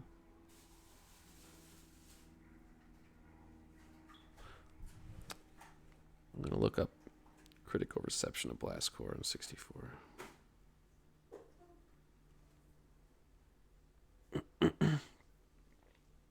It's Killer Instinct.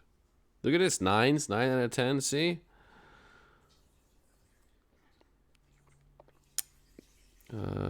Reception. Yeah, Metacritic 90%. Only 12 reviews, but hell yeah, dude. Blast Corps. See? I'm telling you. Supersonic Racers. I don't know that one. Wait, what game was that?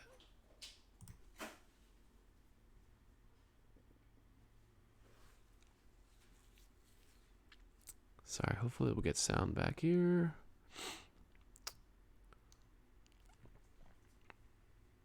It's not my OBS, it's YouTube. Probably because license, like you said. I just want to see if they tell me what game this is that's coming up. Suikoden. It is Suikoden. Okay. This is one of the few JRPGs I did not actually play. Supersonic Racers, yeah. I don't know what that is, but Suikoden. I've been meaning to play Suikoden because I hear really good things, and that used to be my favorite genre back in the day, JRPGs.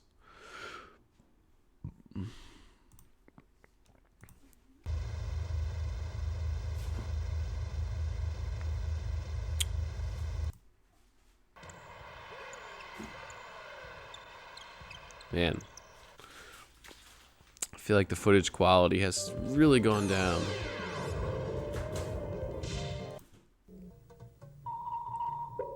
Is that Echo the Dolphin, maybe? No.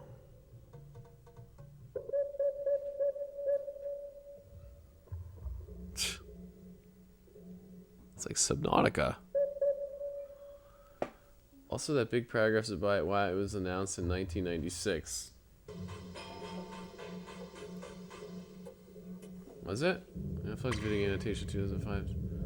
Elements. The game was released in 2005. Bogey Dead 6. Roger. Commencing takeoff. Good luck.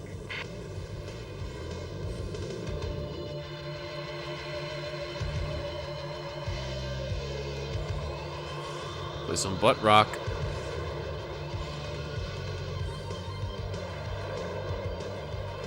That's actually a pretty good song.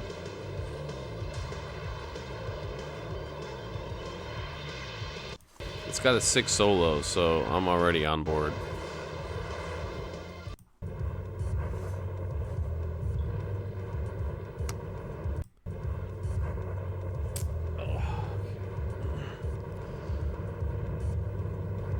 And coming up is Jet Moto. I never played it, but I hear quite good things.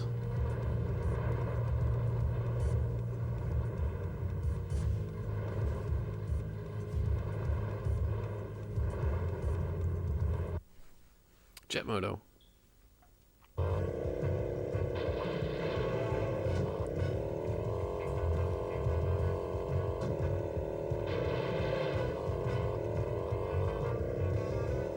Some surfer rock.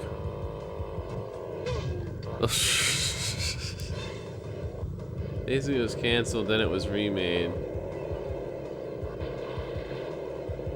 That's never a good sign for a game, but it got 7s. And you know, sometimes that happens. Like Final Fantasy 15 was in development for a long time. Kingdom Hearts 3 was in development forever. It does happen. Look at this. You're going 80 miles per hour on a skateboard down the highway. Look at that jump. Wow, what a garbage looking game.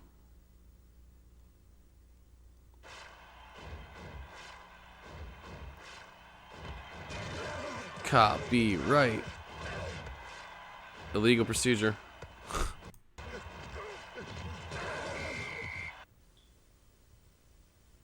Alright, we're nearing the end. We've been going for a while today, man. I didn't expect to. This is an off-scheduled day stream, but I just felt like watching some E3.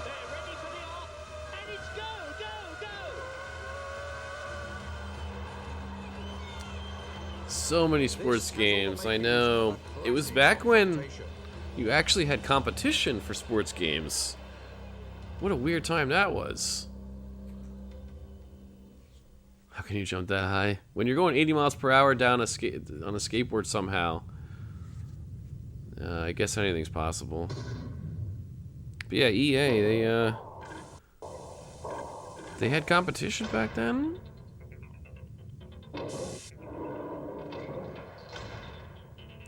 Is there a stream tomorrow? Tomorrow... What day is tomorrow? Yep, that's my normal scheduled day. I'm not sure what I'm gonna do. I do want to finish Moon, the JRPG. I'm getting pretty close. I've been playing that a lot off camera. So maybe I'll finish that. Maybe Mario Kart. Maybe Smash. Go, go, go. Maybe E3. I'm kind of all over the place with what I'm going to be streaming. I'll sometimes change, like, on a dime. Oh, Destruction Derby! Destruction Derby. This is a cool game. This is a really cool game. Hell yeah, dude. That did not show why it's cool. Interactive Entertainment, Virgin. the leader in gaming, is bringing you the most realistic sports gameplay you've ever experienced. Yeah, You'll play for real. Introducing NHL Power Play 96, which puts you in the heart of the action in a complete 3D environment that's totally realistic. You'll have maximum gameplay control, more excitement than any other game in its category.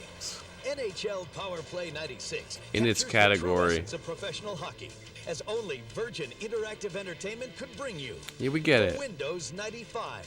Rangers penalty to number 11, Mark Messier. The Sony PlayStation. Chicago goal, scored by number 92, Bernie Nickel. And Sega Saturn. Okay, we don't need to see all three of them. They're basically the same game. Selection of offensive and defensive plays. And The artificial sports games are actually kind of intelligence good. that'll blow you away. True. It's the only game with motion Well, captured you know, there players are some in a good sports 3D games. The baseball games on PlayStation are awesome. Awesome games.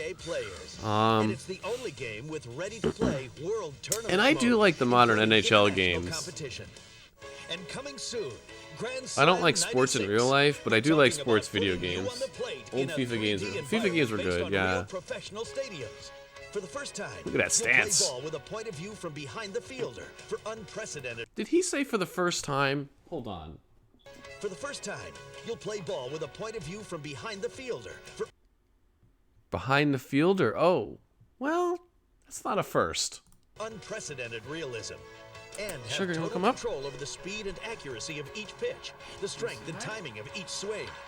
You'll confront artificial intelligence that reflects real play calling tendencies and the team's real styles of play. Grand Slam 96. It captures the true essence of baseball like never before. Coming soon for Windows 95, the Sony PlayStation, and Sega Saturn. The Virgin Interactive Entertainment Sports Series.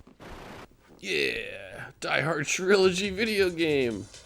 Actual gameplay footage from the beta version. Maybe?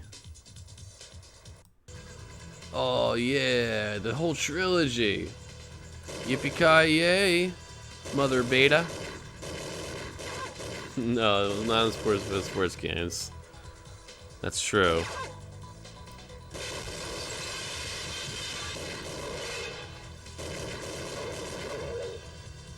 Well,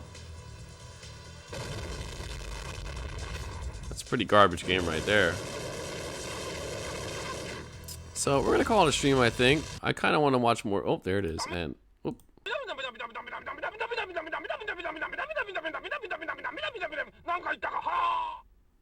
Okay, Stan Lee. Did I say Stan Lee? Stan Lee. What game was that? Oh, well, it was Die Hard Trilogy, and the one with the guy shaking around. I don't know. But that last one was apparently Die Hard Trilogy. Which, looks exciting. Probably. But yeah, it's going to be a stream. Thanks, guys, for hanging out. Appreciate it, as always. And I'll be back on tomorrow. My normal time, which is more later. This is one of my earliest streams that I've done. Usually it's more toward like 7 p.m., 8 p.m. But I figured I didn't sleep at all, so screw it. But yeah, thanks guys, appreciate it, and I'll be back.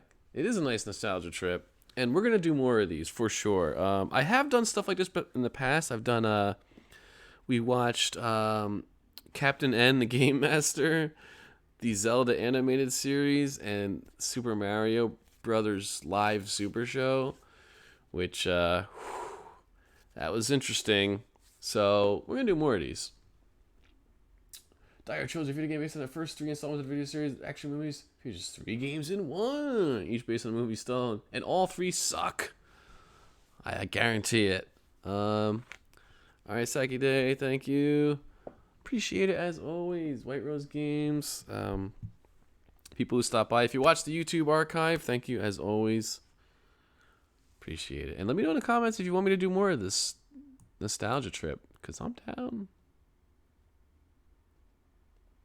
Captain N, we're Mega Man. We're Mega Man talk like this. Like he smoked 50 packs a day. Alright. Alright. Peace, guys. See you in the next one. Bye.